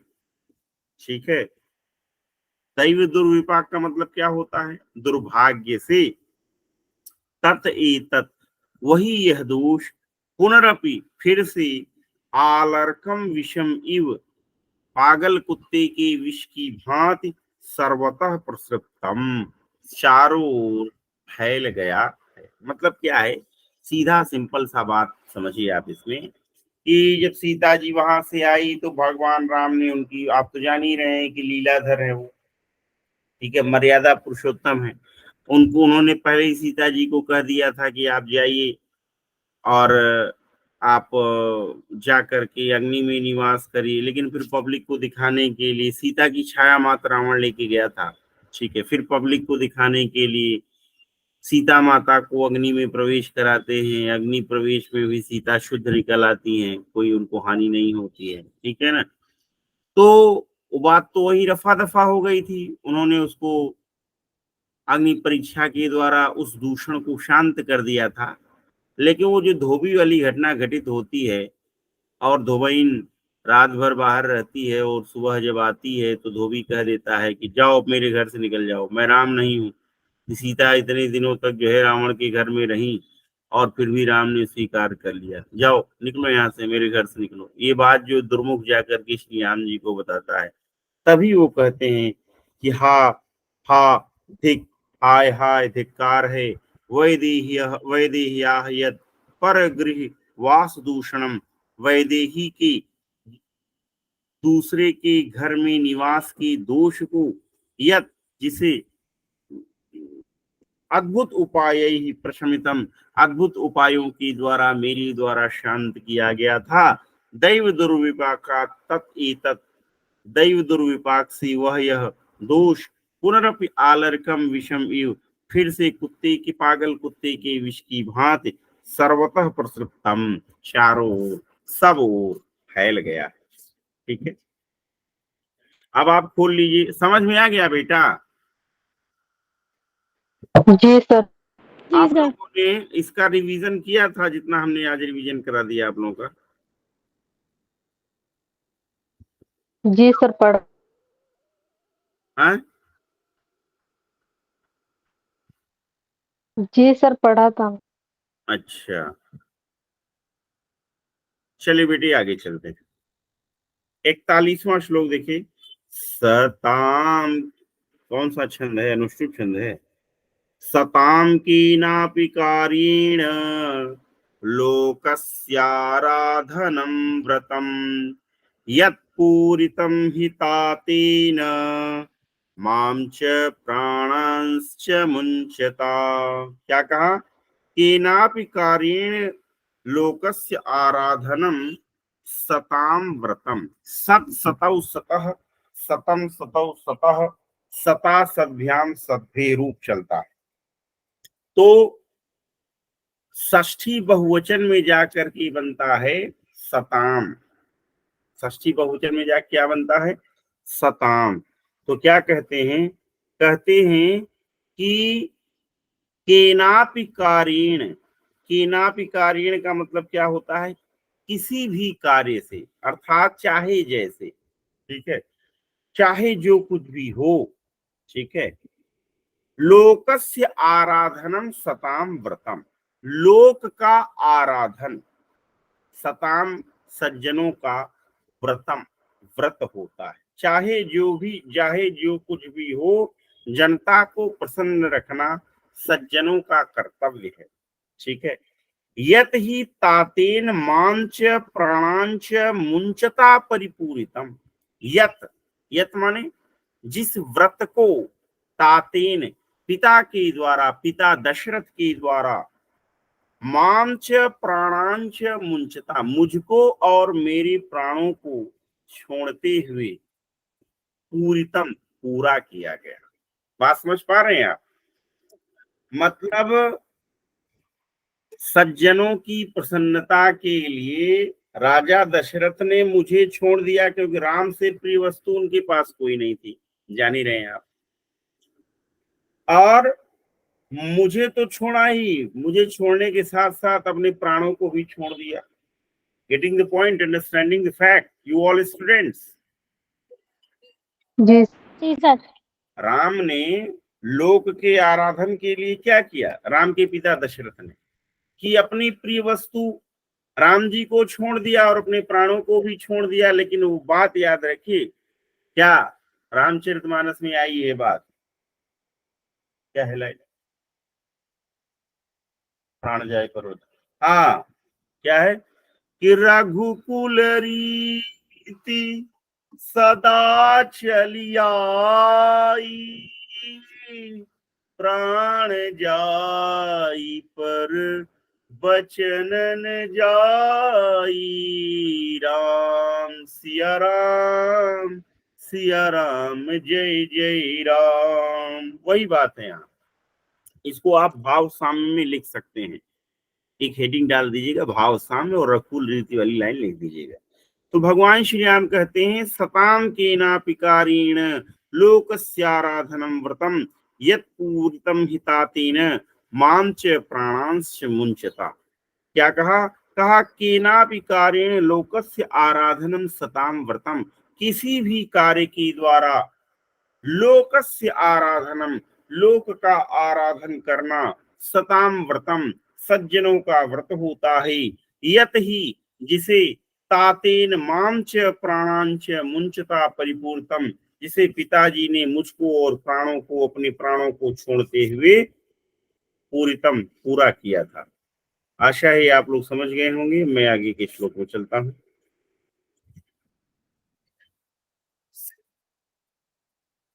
आगे का जो श्लोक इंपॉर्टेंट है वो 42वां श्लोक देखिए जरा। ये सब दिल्ली विश्वविद्यालय के टीचरों ने लगवाया है ना, इंपॉर्टेंट। 42वां श्लोक देखिए बेटा, देख रहे हैं? जी सर। एक मिनट इसका जरा छंद पकड़ लें, कौन सा छंद है।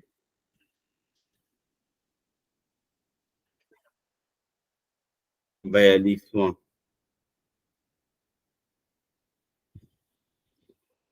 42वें में छंद कौन सा है?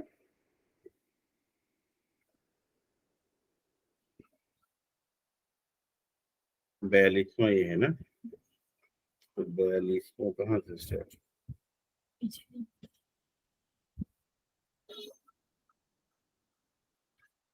शालिनी छंद है, शालिनी वृत्तम।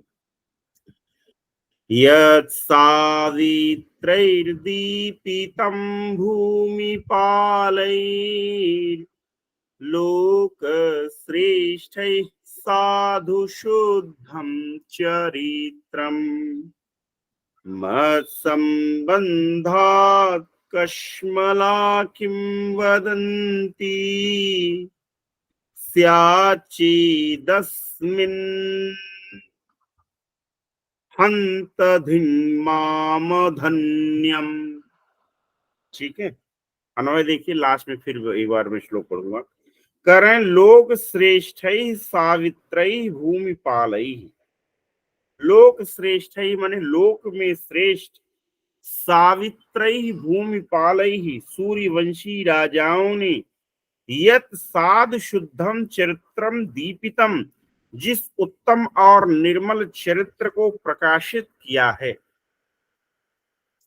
चेत अस्मिन मत संबंधात कश्मला, चेत माने यदि, अस्मिन यदि इस चरित्र के विषय में, अस्मिन माने इसके विषय में, मत संबंधात मेरे संबंध से अर्थात मेरे कारण, कश्मला किंवदंती स्यात् मेरे कारण दूषित किंवदंती फैलती है, हंत तो हाय अधन्यम माम धिक, तो हाय मुझ अभागी को धिक्कार है। क्या? तो हाय मुझ अभागी को धिक्कार है। फिर से एक बार देखिए, अन्वय देखिए। लोक श्रेष्ठ सावित्रई भूमिपालई, लोक श्रेष्ठ सावित्रई भूमिपालई, लोक श्रेष्ठ सूर्यवंशी राजाओं के द्वारा, यत साध शुद्धम चरित्रम दीपितम, जिस उत्तम और शुद्ध, जिस साधु और शुद्ध चरित्र को प्रकाशित किया गया है, चेत यदि अस्मिन अर्थात अस्मिन चरित्र, यदि इस चरित्र के विषय में, मत संबंधात मेरे संबंध से अर्थात मेरे कारण से, कश्मला किम वदंती स्यात्, मेरे कारण से कश्मला किम वदंती स्यात्, दूषित किंवदंती फैलती है, दूषित अफवाह फैलता है। ठीक है, किंवदंती का मतलब क्या है? अफवाह। किंवदंती का मतलब क्या है? अफवाह। तो मत कारणात, मेरे कारण से, यदि दूषितम किंवदंती कश्मला किंवदंती स्यात्, यदि कश्मल किंवदंती अर्थात दूषित किंवदंती फैलती है, हंत तो हाय, अधन्यम माम धिक, तो हाय अधन्यम, अधन्य माम मुझको, धिक माने धिक्कार है। कहने का आशय ये है, आप लोग भी गांव में सुने होंगे, हमेशा गार्जियन यही कहते, बेटा मेरे नाक की रक्षा करना, मेरी इज्जत की रक्षा करना, ठीक है, हमारे कुल खानदान की इज्जत की रक्षा करना, ठीक है, कोई भी ऐसा काम मत करना जिससे मेरे कुल खानदान की इज्जत मटिया मेट हो। Getting the point, understanding the fact. तो वही बात भगवान श्री राम भी कह रहे हैं कि सूर्य वंश के राजाओं के द्वारा इतना सब कुछ किया गया है, इतने सुंदर सुंदर चरित्रों को उजागर और प्रकाशित किया गया है, और यदि मेरे कारण से उसमें कोई किंवदंती अफवाह फैलती है कि भाई रघु के वंश में एक बालक पैदा हुआ था राम, और राम के वाइफ के साथ ऐसा ऐसा हो गया, 3 5 फलाना ढिकाना, जो कुछ भी आप समझिए, ठीक है, और फिर राम ने उसको स्वीकार कर लिया, और फिर समाज में इस तरह घटनाएं बढ़ती ही जाएंगी। क्योंकि आप जानते हैं गीता में भगवान श्री कृष्ण कहते हैं कि यद्यदाचरित श्रेष्ठ तत्तदेवी तरोजन, ईसा यद प्रमाणम कुरुते लोकस्तदनुवर्तते। ठीक है, कि श्रेष्ठ व्यक्ति जैसा आचरण करता है, सामान्य व्यक्ति भी उसी का अनुसरण करता है। ठीक है, वह लोक में एक मानदंड स्थापित करता है। ठीक है, तो उन्होंने यही बात कही कि जो सूर्यवंशी राजाओं के द्वारा जो मानदंड स्थापित कर दिया गया है, ठीक है, वो मानदंड मेरे कारण कहीं दूषित न हो जाए। तो 42वां भी हो गया, अब बार बार ज्यादा नहीं पढ़ाएंगे। 43वां तो है नहीं, 43वां भी है, ये भी इंपॉर्टेंट है। त्वया जगन, 43वां देखिए। अब 51 के बाद हम नहीं आगे बढ़ेंगे, ठीक है। त्वया जगन्ति पुण्यानि, त्वयि त्वय्य पुण्या जनोक्तयः, नाथवन्तस्त्वया लोकास्, त्वन्मनाथा विपत्स्यसे। क्या मतलब है? त्वया जगन्ति पुण्यानि, त्वया जगन्ति पुण्यानि, त्वया जनोक्तयः अपुण्याः, त्वया लोकाः नाथवन्तः, त्वम अनाथा विपत्स्यसे। क्या मतलब? हा देवी, यज्ञ भूमि से उत्पन्न, हा अपने जन्म रूपी अनुग्रह से पृथ्वी को पवित्र करने वाली हो। ठीक है, त्वया जगन्ति पुण्यानि, त्वया माने त्वया जानक्या, जगन्ति माने भुवनानि, पुण्यानि माने पवित्राणि। त्वया माने तुमसे जगत जगती जगंती रूप चलता है। ठीक है, तो तुमसे जो भुवन है वो क्या है? वो पवित्र होते। तो त्वया जगंती पुण्यानि, तुम्हारे द्वारा जगंती, जगंती कोई क्रिया नहीं है, ध्यान दीजिएगा। जगंती यहाँ पर जगत जगती जगंती में आया हुआ जगंती शब्द है। तो त्वया जगंती पुण्यानि, तो तुम्हारे द्वारा जगंती पुण्यानि, तुम्हारे द्वारा ये जो जगत है ना, ये सब पवित्र होते हैं। त्वया जनोक्तयः अपुण्याः, एक मिनट, जनोक्तयः लोकानां वचनानि अपुण्याः अपवित्राः सन्ति।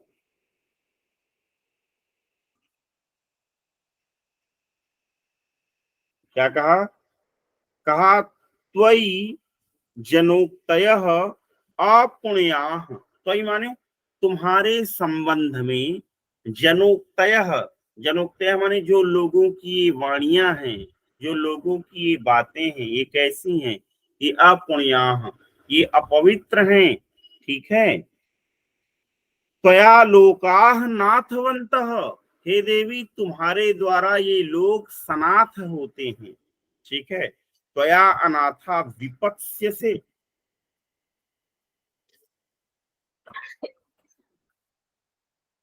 त्वया अनाथा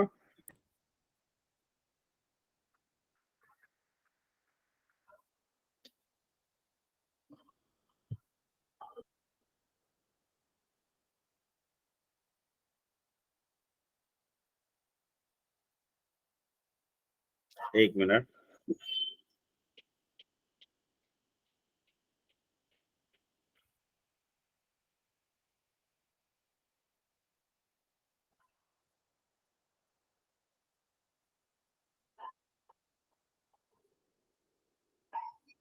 त्वया अनाथा विपत्स्यसे, मुझे भाग्य को धिक्कार है।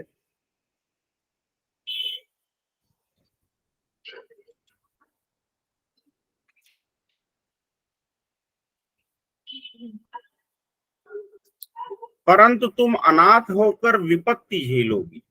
विपत्स्यसे का संस्कृत क्या लिखा हुआ है? विपत्स्यसे मतलब विपन्ना भविष्यस। विपत्स्यसे का मतलब क्या है? विपन्ना भविष्यस। तो कहते हैं कि तुमसे संसार पवित्र है, परंतु तुम्हारे विषय में लोगों की युक्तियां जो हैं अपवित्र हैं। तुमसे संसार सनाथ है, परंतु तुम अनाथ होकर विपत्ति झेलोगी। ये राम जी कह रहे हैं सीता जी के लिए दुख पूर्वक। ठीक है। करें त्वया जगन्ति पुण्यानि, तुम्हारे से जगत पुण्य पुण्य होते हैं, अर्थात तुमसे संसार पवित्र है। ठीक है।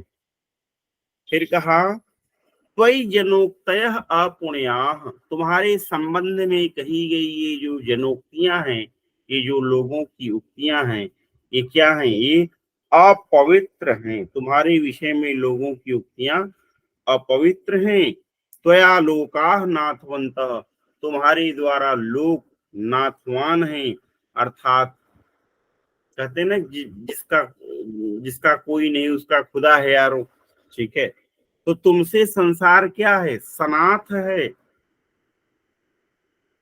तुम अनाथा विपत्स्यसे, किंतु तुम अनाथ होकर के क्या करोगी? विपत्ति को झेलोगी। चलिए, तो ये यहां तक हो गया 43। फिर 44 इंपॉर्टेंट नहीं, 45 इंपॉर्टेंट नहीं, 46, 47। अच्छा, फिर 46वां श्लोक खोल लीजिए, 46। अपूर्व कर्म चंडालमयी मुग्धे विमुंच माम श्रितासि चंदन भ्रांत्या दुर्विपाकम विषद्रुमम। ठीक है। कहते हैं आई मुग्धे अपूर्व कर्म चंडालम माम विमुंच। राम कहते हैं कि हे भोली सीता, आई मुग्धे, मुग्ध, मुग्ध, आई भोली सीता, अपूर्व कर्म चांडालम, तुम असाधारण कार्य के कारण चांडाल मुझ राम को छोड़ दो। अपूर्व कर्म के कारण अर्थात असाधारण कर्म के कारण चंडालम माम विमुंच, चांडाल मुझ राम को छोड़ दो। चंदन भ्रांत्या दुर्विपाकम विषद्रुमम छिता असि। चंदन भ्रांत्या, तुमने चंदन के भ्रम से दुर्विपाकम, दुर्विपाक, विषद्रुमम, विष के वृक्ष का शिरता असि आश्रय लिया है। शिरता अस, शिरता असि होता जब पुल्लिंग होता, क्योंकि सीता स्त्रीलिंग है इसलिए शिरता असि हो गया है।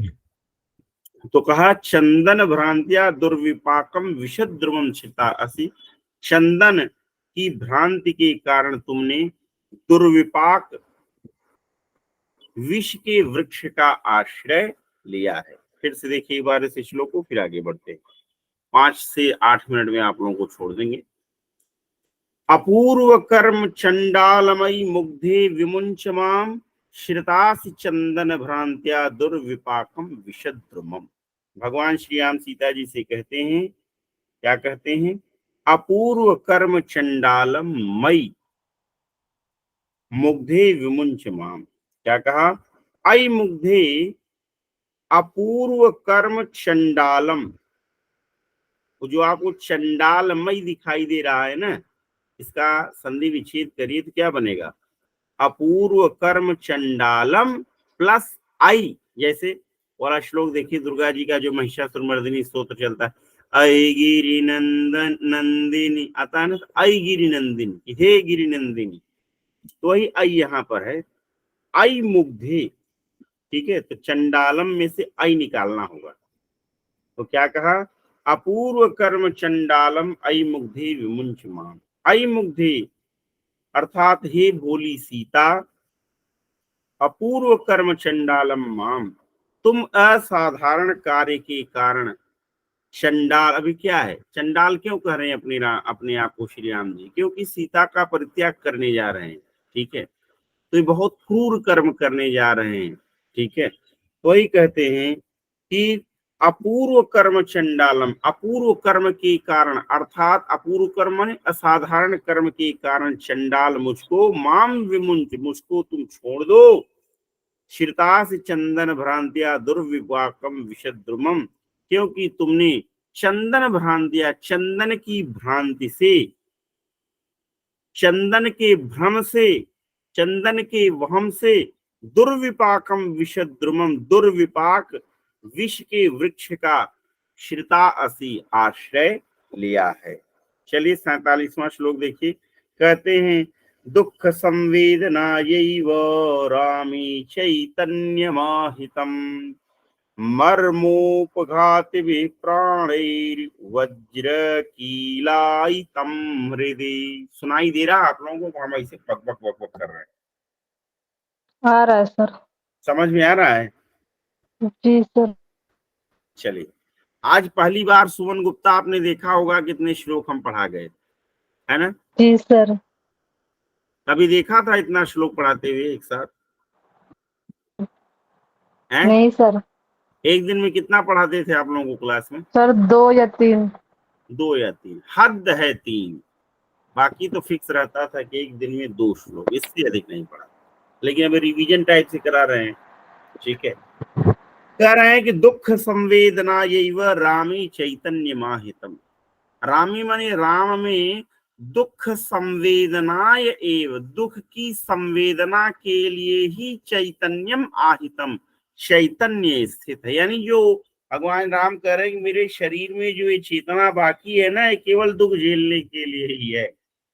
आप गांव में सुनते होंगे, बहुत सारी महिलाएं, बहुत सारे पुरुष कहते हैं, भैया दुख ही झेले बिना ही देह मिला बा। ठीक बा, अब देखा कब तक दुखवा झेलब। तो दुख संवेदना यही वह रामी चैतन्य माहितम, क्या कहा भगवान श्री राम ने? भगवान श्री राम कहते हैं कि दुख भोगने के लिए ही राम में चेतनता रखी गई है। मर्म स्थलों पर प्रहार करने वाले प्राणों ने हृदय में वज्र की कील के तुल्य कार्य किया है। क्या करें?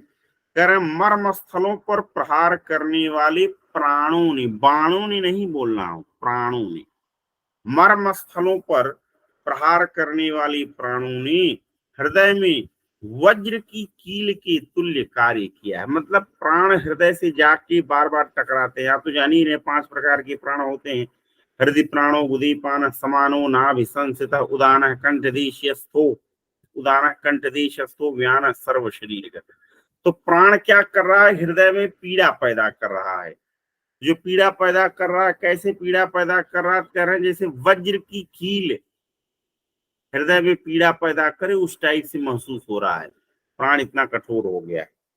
तो कह रहे हैं कि मर्मोपघाति भी प्राण ही, मर्मोपघाति भी, मर्म प्लस उपघाति भी, मर्म पर प्रहार करने वाले प्राणी, प्राणों के द्वारा हृदय माने मेरे हृदय में वज्र कीलायितम, वज्र की भांति कील गाड़ा गया है। ठीक है, वज्र की कील के तुल्य कार्य किया गया है। चलिए, ये भी श्लोक हो गया।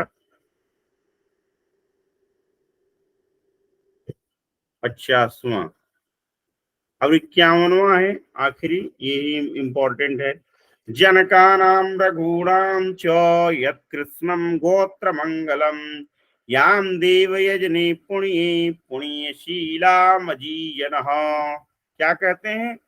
यज्जनकानां रघूणां च कृत्स्नम गोत्र मंगलम, पुण्यशीलायाम पुण्य देवीजने त्वम अजीजनः। अजीजनः का मतलब क्या होता है? उत्पादितवती। अजीजनः का मतलब क्या होता है? उत्पादितवती, माने पैदा किया है।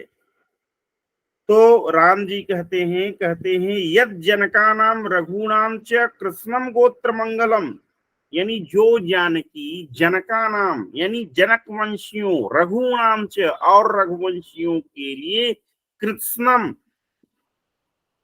कृष्णम माने पूर्ण रूप से, गोत्र मंगलम दोनों गोत्रों के लिए क्या है? मंगलम, मंगलकारिणी है। पुण्यशीलाम याम पुण्य देवजने त्वम अजीजनः। पवित्र स्वभाव वाली, पुण्यशीलाम यानी पुण्य है शील जिसका, अर्थात जिसका आचरण पवित्र है, जिसका शील पवित्र है। पुण्यशीलाम पुण्यशील वाली अर्थात पवित्र स्वभाव वाली, सीताम सीता को, शुभ यज्ञ भूमि में तुमने जन्म दिया है। ठीक है।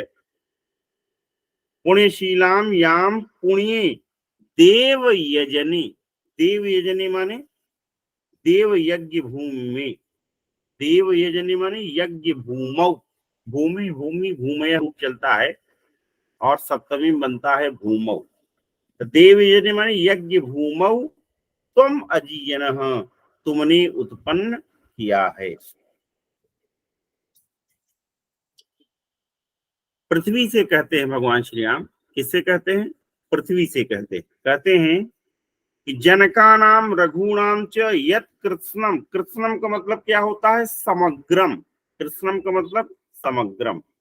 जनका नाम यत जनका नाम रघुनाम च कृष्णम गोत्र मंगलम, जो सीता जनक वंशी राजाओं के लिए और रघुवंशी राजाओं के लिए समग्र रूप से गोत्र मंगलम, दोनों गोत्रों के लिए मंगलकारिणी है। पुण्यशीलाम याम, पुण्यशील वाली जिस सीता को, पुण्य देवजने देव, पुण्य पवित्र देव भूमि में, तुम अजीजनः, तुमने पैदा किया है। ठीक है। मतलब तुमने पैदा किया है तो क्या करो, जब तुमने पैदा किया है ऐसी सीता को, तो तुम्हें धरती माता तुम ही इसकी रक्षा करना। ऐसा भगवान श्री रामचंद्र जी ने किससे कहा? पृथ्वी से कहा। ठीक है। क्या कहा कि जो जनक वंशियों और रघुवंशियों के लिए समस्त वंश की मंगल स्वरूप है, और पवित्र स्वभाव वाली जिस सीता को शुभ यज्ञ भूमि में तुमने जन्म दिया है, उसकी रक्षा करना। ताम सीताम रक्ष, ये बात अपने से आपको जोड़नी पड़ेगी। तो इसी के साथ विद्यार्थियों, आज की कक्षा को मैं समाप्त करता हूँ। फिर हम लोग किसी दिन कक्षा करेंगे। ठीक है। आप लोगों की परीक्षा की मंगल कामनाएं व्यक्त करता हूँ। आशा है कि जो मैंने प्रथम अंक के इंपॉर्टेंट श्लोकों को रिवाइज करवाया आप लोगों को, आप लोगों की समझ में आया होगा। समझ में आया? जी सर। चलिए ठीक है। अब यहीं पर हम आज की सभा को समाप्त करते हैं। यदि आप लोगों की इच्छा होगी तो 1-2 घंटे बाद हम फिर मेघदूतम को भी रिवाइज करवा सकते हैं। जैसा आप लोग कहेंगे वैसा कर देंगे। ठीक है। अब बाकी अपने से करना है तो कोई बात नहीं, अपने से करें। ठीक है। जैसा होगा जी। एक्सेस कर दीजिएगा। Wish you all this. Thank you. नमस्ते। नमस्ते सर। नमस्ते।